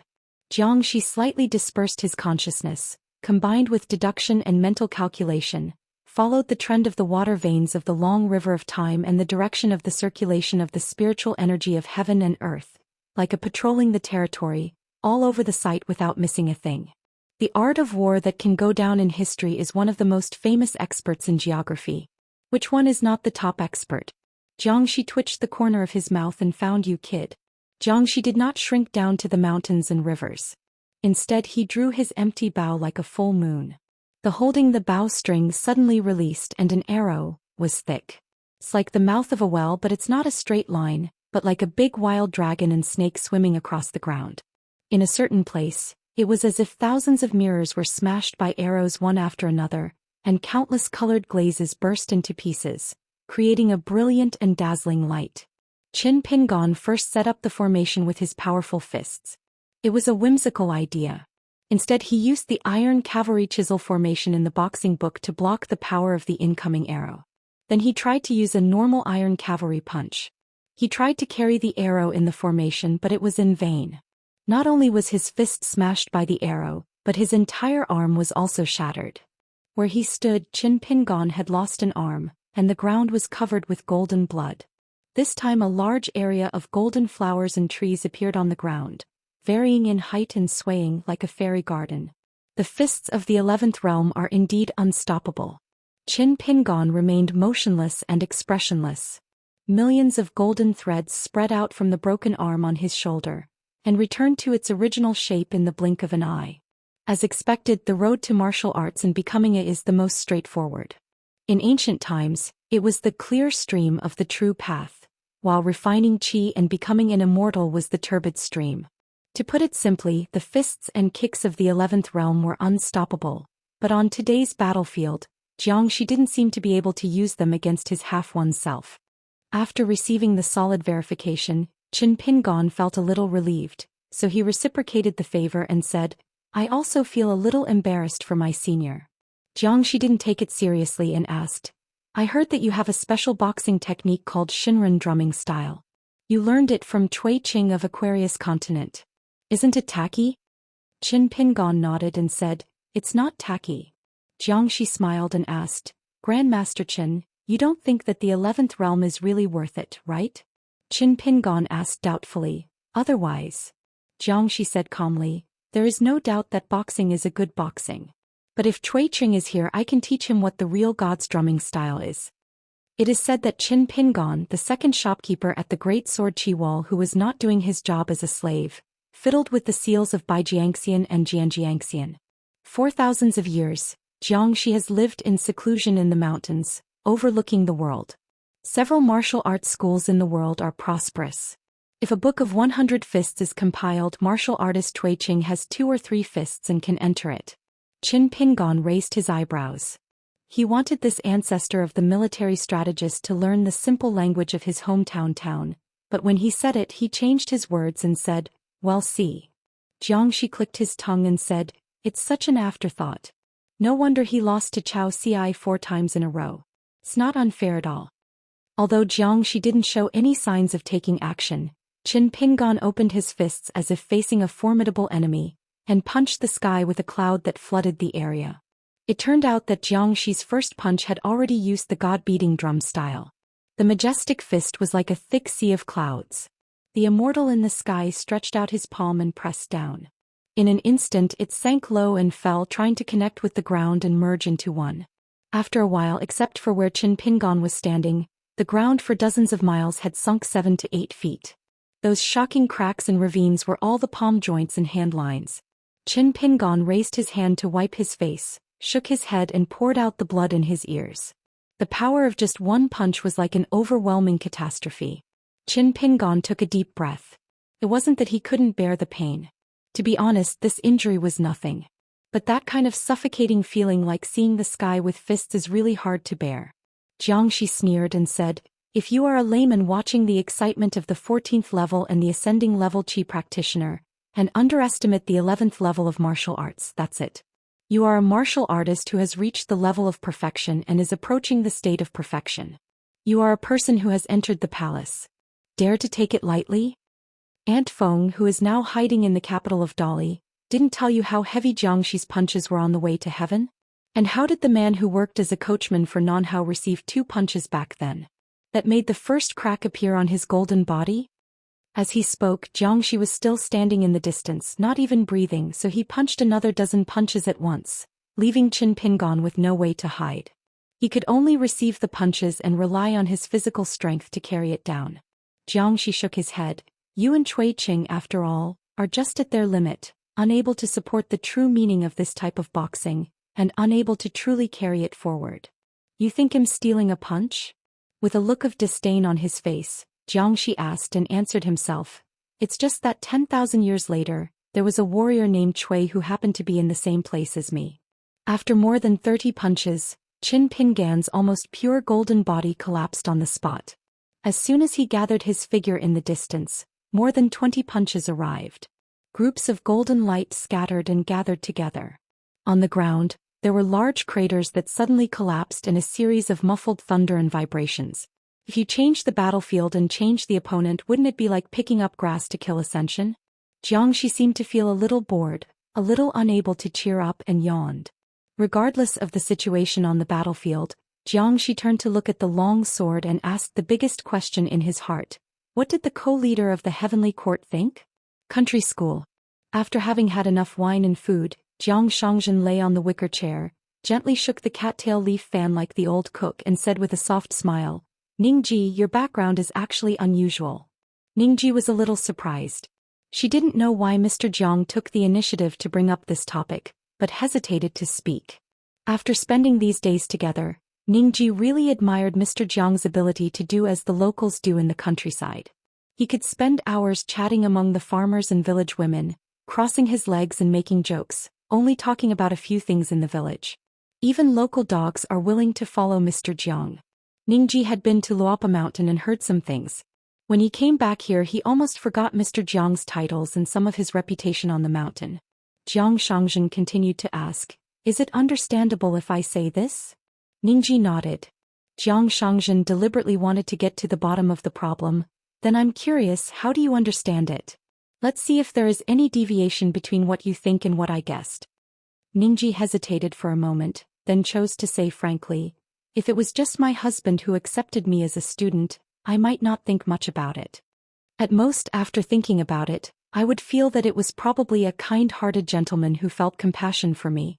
I was lucky enough to meet but there was an extra headmaster by Yujinglu, and he said that I could regard him as a little master. Then unless I am a fool, I should know that things are not that simple. Xianxia hummed. So in order to accept a student like you, our Master Qin has taken on a lot of responsibility and affected a lot of cause and effect. As a result, it is inevitable that there will be more accidents. Ningji was silent. Be patient, don't be anxious. I am not telling you this truth to tell you to study hard and practice diligently so as not to waste your resources and qualifications. It is also not to burden you. It seems that every tomorrow of Ningji will be from now on. I have to live a very tired life to be worthy of Qin Pingan's choice yesterday. That's not the case. To be honest, if I have this intention and Qin Pingan finds out one day with his temper, he will insist on killing me. If you beat the out of it, Mr. Jiang will no longer be able to be the chief worshipper. Perhaps Jiang Shangzhen's words were humorous and Ningji grinned, feeling a little more relaxed. Jiang Shangzhen continued, I just hope that a young man who has had a rough life but finally waited for the good times, if he encounters something that feels aggrieved and can't be explained, he can stop feeling so aggrieved and tell himself a few words in his heart. It's okay. Be more patient, read more and think about it again. Even if you don't understand, there will always be one or two people who can help you solve the problem in the future. At worst, you can go complain to your husband. Ningji nodded and said, Remember it. Jiang Shangzhen sat up, handed the cattail leaf fan to Ningji and said, I have to go far away. Ningji asked softly, Mr. Jiang, what is this? Jiang Shangzhen smiled and said, Do something big that doesn't need to be spread. Ningji was a little worried about Mr. Jiang and hesitated to speak again. Jiang Shangzhen said, Your husband said something strange to me at that time. He said that it was because of this that he had to protect you even more. I can barely understand this idea, but I definitely can't do this. Just because I think Jiang Shang is really the only one in the world. I don't look like anyone and no one looks like me. But Qin Pingan feels that he looks like many old people and many young people will look like him. Standing next to the wicker chair and Ningji, Jiang Shangzhen laughed at himself. I can't even understand this. Standing in the shaky world, hiding in a stable heart. Maybe each of us has a closed heart house, big or small. The road outside the door, which may be wide or narrow and leads to the distance, is probably called a dream. Before Jiang Shangzhen left, he asked, Ningji, tell me, your husband and I are two different people, how come we got together? We have a good relationship. Ningji shook his head. Mr. Jiang, let me think about it. Can you explain the answer after you return to the school to teach? Jiang Shangzhen laughed and said, What are you thinking about? Don't you already have the answer? You guessed it right, it's just one word, money. Yuan Ying deliberately fell at the end of the team, separated from the team for a long distance, and walked alone on the road in a foreign land. The unknown wildflowers were blooming gorgeously and the fragrance was fragrant. Yuan Ying lifted up her embroidered shoes and gently brushed through a field of delicate yellow flowers nearby. She turned around to look at the short flowers from time to time, as if waiting for someone to catch up. She was born in the blessed land of Xiyu in the Qingming world. The two preachers were both Haoran monks. The first master Lu Qi and the second master Chao Zhu had both the reputation of preaching and the kindness of raising her up. Sure enough, Lu Qi appeared soon. The white-clothed Qing looked like an immortal with a gentle expression. He encouraged him with a few words of encouragement to this disciple whom he regarded as his own. In fact, there was not much to talk about in the monastic affairs. After all, Yuan Ying was so kind. Immortal material, cultivation is like the breath of an ordinary master. Lu Qi took the initiative to chat about the elusive night ship, giving Yuan Ying the opportunity to board the ship for a visit, such as visiting Entry City and Lingxi City over there. Yuan Ying joked, Master, it would be more lively if you join our sect with the second master. Lu Qi looked up at the team in front of her, shook her head and said nothing. In addition to Zhang Fenghai, who is already at the 14th level of cultivation steadily, there is also Wu Fu Fengru, who is one of the 10 people in Qingming world. There is still Lu Bixia, one of the 10 candidates who serves as the master in charge. The female founder of Yongzhou Xianzhang sect, her master is Xingyuan, her Taoist name is Photography Cloud. She is responsible for taking care of the sect's money bag. She is not a high-level person but has a lot of authority. For such a sect, no matter how small the number of people is, no one dares to underestimate it. At the front of the team, the deputy sect master stood beside the sect leader. Sir Sect Master, as long as we get rid of that white-skinned man in Luzhou Beiju, we will be the sect with the smallest number of people. Are you not moved? Seeing that the sect master was unmoved, Lu Tai continued to persuade. I heard that he has just entered the Ascension realm a few days ago. It doesn't matter that Bai Shang is a sword cultivator. After all, the realm is unstable. Just a big group of us, noisily and swarming up. By Daijin, isn't it possible for the Immortal to get into chaos? When his Taoist mind is in chaos, Brother Xinxin slams down his fist with his big fist. Lu Zhanglu follows up with another Taoist spell and I can take advantage of the chaotic black tiger to dig out its heart and kill it with one blow. Although they had only known each other for a short time, Anonymous still admired Lu Tai's shamelessness and lack of tone in his words. At the same time, Fenggai's arrogance becomes even more overwhelming. How can he really bear it when someone makes such noise in his ears every day? Not feeling upset? Zhang Fenghai smiled and said, You just need to turn a deaf ear to it. Over time you will get used to it. If you don't talk to him, see if he can chatter a few thousand words at a time. Just treat it like listening to someone's story for free. Anonymous smiled and nodded. It's indeed a good idea. Master Xingyun rolled his eyes and said, Deputy Sect Leader Lu, stop talking nonsense and talk more seriously. Even when she is away from home and traveling across the world, she still wears the same attire as by Yujing Yanxia Cave. She is a dark-faced and slender woman. She has a wooden hairpin in her hair, a sarong skirt and cotton shoes, and she is like a woman who works in the countryside all year round. Like a young woman, walking among this majestic team of immortals, the master's palace looked very eye-catching. Lu Tai complained, Do you understand the rules of officialdom if you don't use a deputy when addressing an official position? The master was helpless and said to Zhang Fenghai in his heart, Sect Master, why don't you make a sect rule and simply not allow Lu Tai to speak? Zhang Fenghai also turned a deaf ear. Lu Tai coughed a few times, moistened his throat and recounted some old stories. In ancient times, gods and earth, the majesty of heaven was unfathomable, and a large number of witches appeared in the world. They are responsible for entertaining the gods and offering praises to the worshippers. They are also called those who receive the gods. They are like interpreting the changes in the world and explaining the joys, sorrows and joys of God for us. However, because our human race is too weak in body, we are always dominated by monsters with strong bodies. The tribes hunted and killed them wantonly and used them as food. In the early days, the human race had almost no power to fight back, resulting in a lack of incense. The gods of the old heaven felt that this was not possible. One of the gods of the thunder tribe, with the might of heaven, took the lead in coming to the world to kill.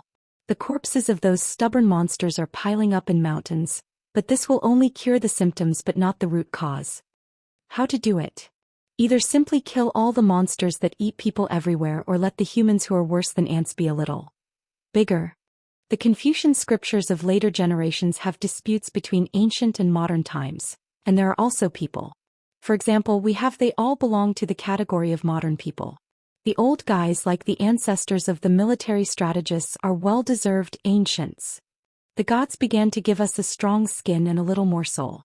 The 1 soul and 2 souls of the ancients has become the 3 souls and 6 souls of today's people. Lu Bixia asked, "Isn't it 3 souls and 7 souls?" Lu Tai smiled and said, "The last soul was found by the Daoist priests in ancient times after untold hardships. It was not a gift from the gods." Master Xingyun suddenly said, "No wonder later generations come to the temple to offer incense, sometimes 3, 6, or 9 times. Lu Tai glared and said, "I didn't say that. Couldn't it be the calligraphy and painting seal, or 1 or 3 used to supplement yang in odd numbers?" Lu Tai hurriedly put his hands together, muttered some words, and then said seriously, "The literati worked hard, the masters taught themselves and wrote books and biographies. They are all described as the fragrance of the heart." When the word hunting was mentioned earlier, Lu Tai deliberately glanced sideways at Anonymous. Lu Tai turned his head, looked at Li Huai, and asked with a smile, "If a long river of time is an incense burner, Li Huai, guess what the new incense is?" Li Huai shook his head. He has never been good at guessing puzzles and solving problems. "Your 7 souls are the incense burner and your 3 souls are the incense." After hearing such an incredible answer, Li Huai was shocked and inevitably wondered, "What does you mean?" Lu Tai smiled and said, "The Taoist ancestor was the first to propose the way of heaven and the way of man. There is a word of consecration. In this way, the gods in the ancient heaven are no longer the only orthodox way of heaven. The way of heaven seems to be there is the embryonic form of the distinction between the old and the new. The paths of spiritual cultivation of Qigong masters, Taoist priests, scholars, and hundreds of schools of thought have the basis of the great Tao. There is a road. It's still a legitimate path. After that, the young master, our ceremonial sage, connected the heaven and the earth and cast the 9 cauldrons on the top of the mountain. Before that, how to breathe, eat, sleep, how to walk, why do we think, where do our thoughts come from, where do we go? And so on. The simplest questions have become the most difficult questions. Over time, it is the practice of practicing Qi, if you want to understand it, is to practice Taoism. During this period, of course, there was another spell falling like rain, which was like sending charcoal in the snow. A group of ancient Taoist priests who practiced human form, even the golden body state, the bottleneck was also broken. From then on he became an immortal, covered the earth, traveled far away, resisted the breeze, rode on the clouds, his body was taller than the birds, went to the bright moon to enjoy the scenery, to the sun palace to hear the truth. With the mountain, the peak state, the 3rd level of the end, the energy is strong, the true state is restored, the spirit is reached. Hearing this, Li Huai couldn't help but asked in a low voice, "Does heaven not care?" Lu Tai felt worried. "Guan, how could you not ignore it?" The ants are a little bigger, but they are still ants. The Taoist priests and warriors gather together to keep warm, but they are still an ant nest in the earth. The gods came and killed the human world with blood flowing into rivers, and killed all the enlightened living beings to tremble. Don't dare to cross the thunder pool even half a step. Do you know how vast the territory of the human world was at that time? So much so that when gods came to the human world, they needed 2 ascension platforms as a path. If we talk about martial arts and Taoism, they come from the same origin but have different currents. After all, every stick of incense smoke curling up in the human world is a divine way to the sky. At this moment, Lu Tai's face turned pale as if he was struck by lightning, and he urgently warned, "No. There is an ambush." Anonymous couldn't help but feel a little nervous. After all, those who dare to come here to cause trouble are either fools looking for death or first-rate strong players. Yuan Ying was startled in the distance. Lu Qi said with a smile, "Really like this kind of person? Isn't it too unreliable?" Yuan Ying was relieved to see her master look so casual and said from her heart, "He is too pessimistic. When I see it, I can't help but feel sorry for him." Lu Qi nodded. "I think I recognize Lu Tai. On the side of the road ahead, a tall, thin old man with a pale appearance appeared out of thin air, a middle-aged man with an unremarkable appearance, just like the rich man and the porter. Yuaning has two masters, so does Lu Tai. Lu Tai was not surprised at all. The appearance of the two preachers was a matter of course, sooner or later. In the mountains, there are only a handful of people who are instantly recognizable as soon as they mention their last names. So count one. Xianxia never changed his breath of pure qi. From beginning to end, Qin Pingon had no power to fight back. Countless golden blood was scattered on the ground, making an ancient battlefield site that had been reduced to ruins full of vitality. First there were mountains and rivers, then city passes, and then there were all kinds of markets, like a lifelike picture of the world. Just wait for all kinds of characters to settle in it, and then the country will have its owner and truly come to life. The only flaw, the slight flaw in the white jade, is that more than 70 crisscrossing ropes have been stretched out between the sky and the earth. They are all long-lasting fists like iron wires. Cut off this piece of world that is as soft as tofu. Xianxia just frowned slightly. He already thought highly of this person, but it seemed that he was more difficult to deal with than expected. The quick victory envisioned earlier is hard to succeed. He looked at the long sword out of the corner of his eye. Regardless of whether the old sword bar hanging on the stone arch bridge in Liju Cave is the sword spirit of the sword holder, or the real body of the sword holder, one of the 5 highest, it is actually not that important. Everything is difficult at the beginning, but as long as you form a contract with it, this is a road to heaven that is destined to not be abandoned halfway. As a native kiln worker's apprentice, Qin Pingon had this opportunity back then. On the road of spiritual practice thereafter, the real benefits this sword gave to the owner of the contract were too little and too little. When Xianxia founded a military strategist, one of his main principles was that the right time, place, people and everything should be directed to his own advantage. Failure to make the best use of a sword spirit is simply a waste of resources. A poor family that is too poor to take the blame has a study room worth tens of thousands of dollars, which is used as a decoration year after year. What to do? Do you go hungry every day and feast your eyes? In Jiangxi's view, perhaps there was a disagreement between Qi Jingchun and Cui Han, 2 senior brothers in the Wenxing Taoist lineage. They each held different views and were in conflict with each other. It was extremely difficult to reconcile the two sides' knowledge. Qi Jingchun, who persuaded Sword Spirit to recognize him as his master, is a scholar who has read the books of sages, so he does not want Qin Pingon to be tainted with Taoism and his nature by foreign objects. He wants Qin Pingon to deliberately keep a distance from Sword Spirit and enter into an agreement of 60 years. Giving the latter more responsibilities, it is an invisible amulet that does not need to appear. It is just used to deter a small group of monks on the mountain top, not to act recklessly based on their realm cultivation. Whoever dares to break the rules will lose all the rules in the world.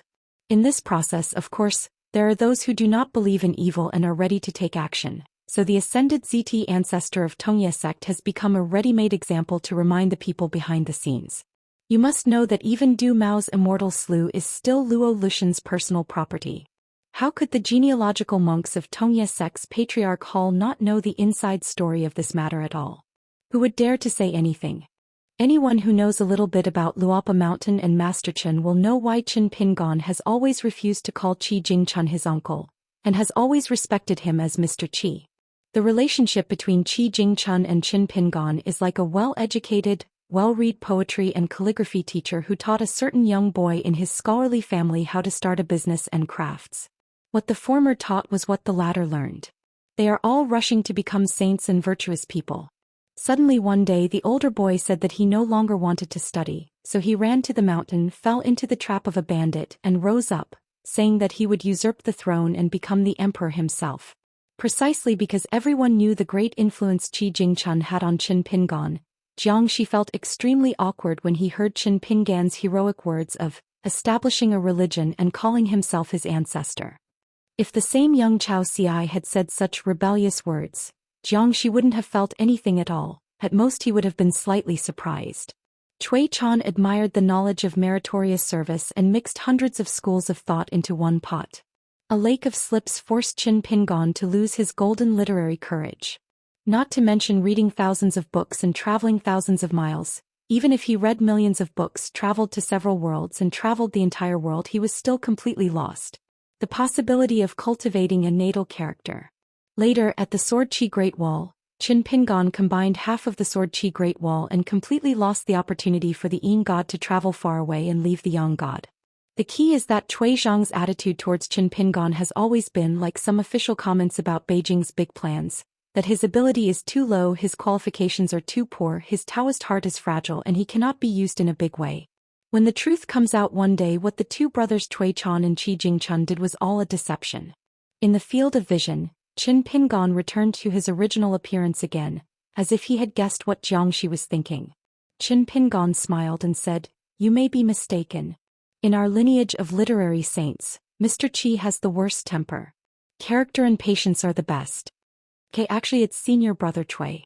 For example, the splitting of Xingyang Mountain was something I learned from senior brother Cui. The success of asking the sword at Xingyang Mountain and the need to erect a monument later was something I learned from Mr. Qi. While talking and walking, those mountains and rivers scenes melted one by one like water flowing, becoming one with the owner. Xianxia has really seen too many magical powers, so he is not surprised by this. It is okay. Qin Pingan's method is not too scary. Although it does not consume Taoism and spiritual energy, it does consume mental energy.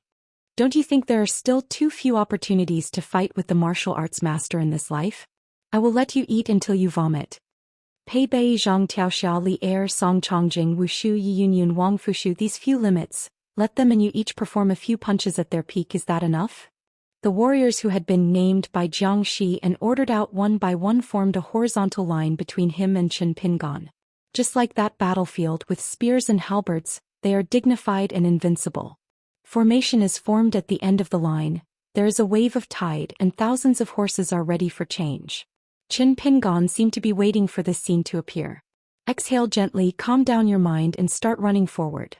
Xianxia didn't get the truth from the sword holder, and was quite curious about it, so he had to ask. Qin Qing is not a stingy person. You have done so many things for him and you are half of the Sword Chi Great Wall. As a son-in-law, Qin Qing always owes money, wine, swords, everything, but refuses to owe favors. You are also a junior who caught his eye, so he should express himself no matter what. This gift, it's definitely not thin. Why do you feel that you are not in danger of death, so how much more should you hide it? Lest by Yujing's gang of fortune-tellers get away with the secret, and next time the sword is really invincible, it loses the upper hand? Speaking of the words, truly invincible, Xianxia laughed to himself. True invincible, what a good slogan. Why didn't Beijing grab it? At this moment, Qin Pingon naturally had no time to distract himself from answering this question. Just because Xianxia ordered more endless warriors, the top heroes of all eras are all world-famous martial arts masters, each with their own invincibility. Any punch they make is perfect and perfect. Coincidentally, Xianxia only expended a little energy and did not need to mobilize even a trace of the spiritual energy of heaven and earth. Xianxia looked at the exhausted figure on the battlefield, and the more he looked at it, the more boring he felt. Practice martial arts and boxing. In the end, you just get a body and a turtle shell. But one or two punches are your own. I'm afraid of making mistakes by following the rules. I just follow the same path as my predecessors, but it saves me trouble and effort. How dare I hope to surpass Xiaoxia? Xianxia saw that Qin Pingon had half of his cheek knocked off with a punch from Pei Bei, and his neck was almost broken by a mountaintop warrior from barbaric history. Xianxia shook his head and lost his patience. You Qin Pingon, dare to even hope to kill Xianxia and falsely claim to establish a religion and claim to be your ancestor? After all, every Zijing martial artist only delivers the heaviest and most powerful punches in his life, giving Qin Pingon, who is surrounded by danger, some chance to breathe and breathe. It seems that the boy is quite tough and he can vaguely hear a few words in his hometown dialect. Xianxia smiled and said, "Boy, show off your skills in front of me. Do you know what this is called? This is called. Recognize your ancestors and return to your clan." On the other side of the battlefield, the dust was flying, covering the sky and the sun, and the figures of all the warriors gradually disappeared. All kinds of fists gathered and intertwined, and they had already condensed into a substance as thick as water. Is it to be said that Qin Pingon wanted to sharpen his martial arts by taking the boxing, and take the opportunity to break the bottleneck of the final level? In the midst of a life-and-death battle with a dispute over the avenues, how dare you be so pretentious? Xianxia didn't know when he had changed his position. With a solemn expression, he gently raised the spear to break the formation. It has been 10,000 years since people and things have fought bravely. Looking at the mustard seed figure in the distance, the ancestor of the military strategist seemed to be disappointed. Xianxia held a spear and walked slowly forward towards the increasingly clear battlefield. He said calmly, "There are no heroes who become famous. I don't know it all. The sky is high and the earth is high.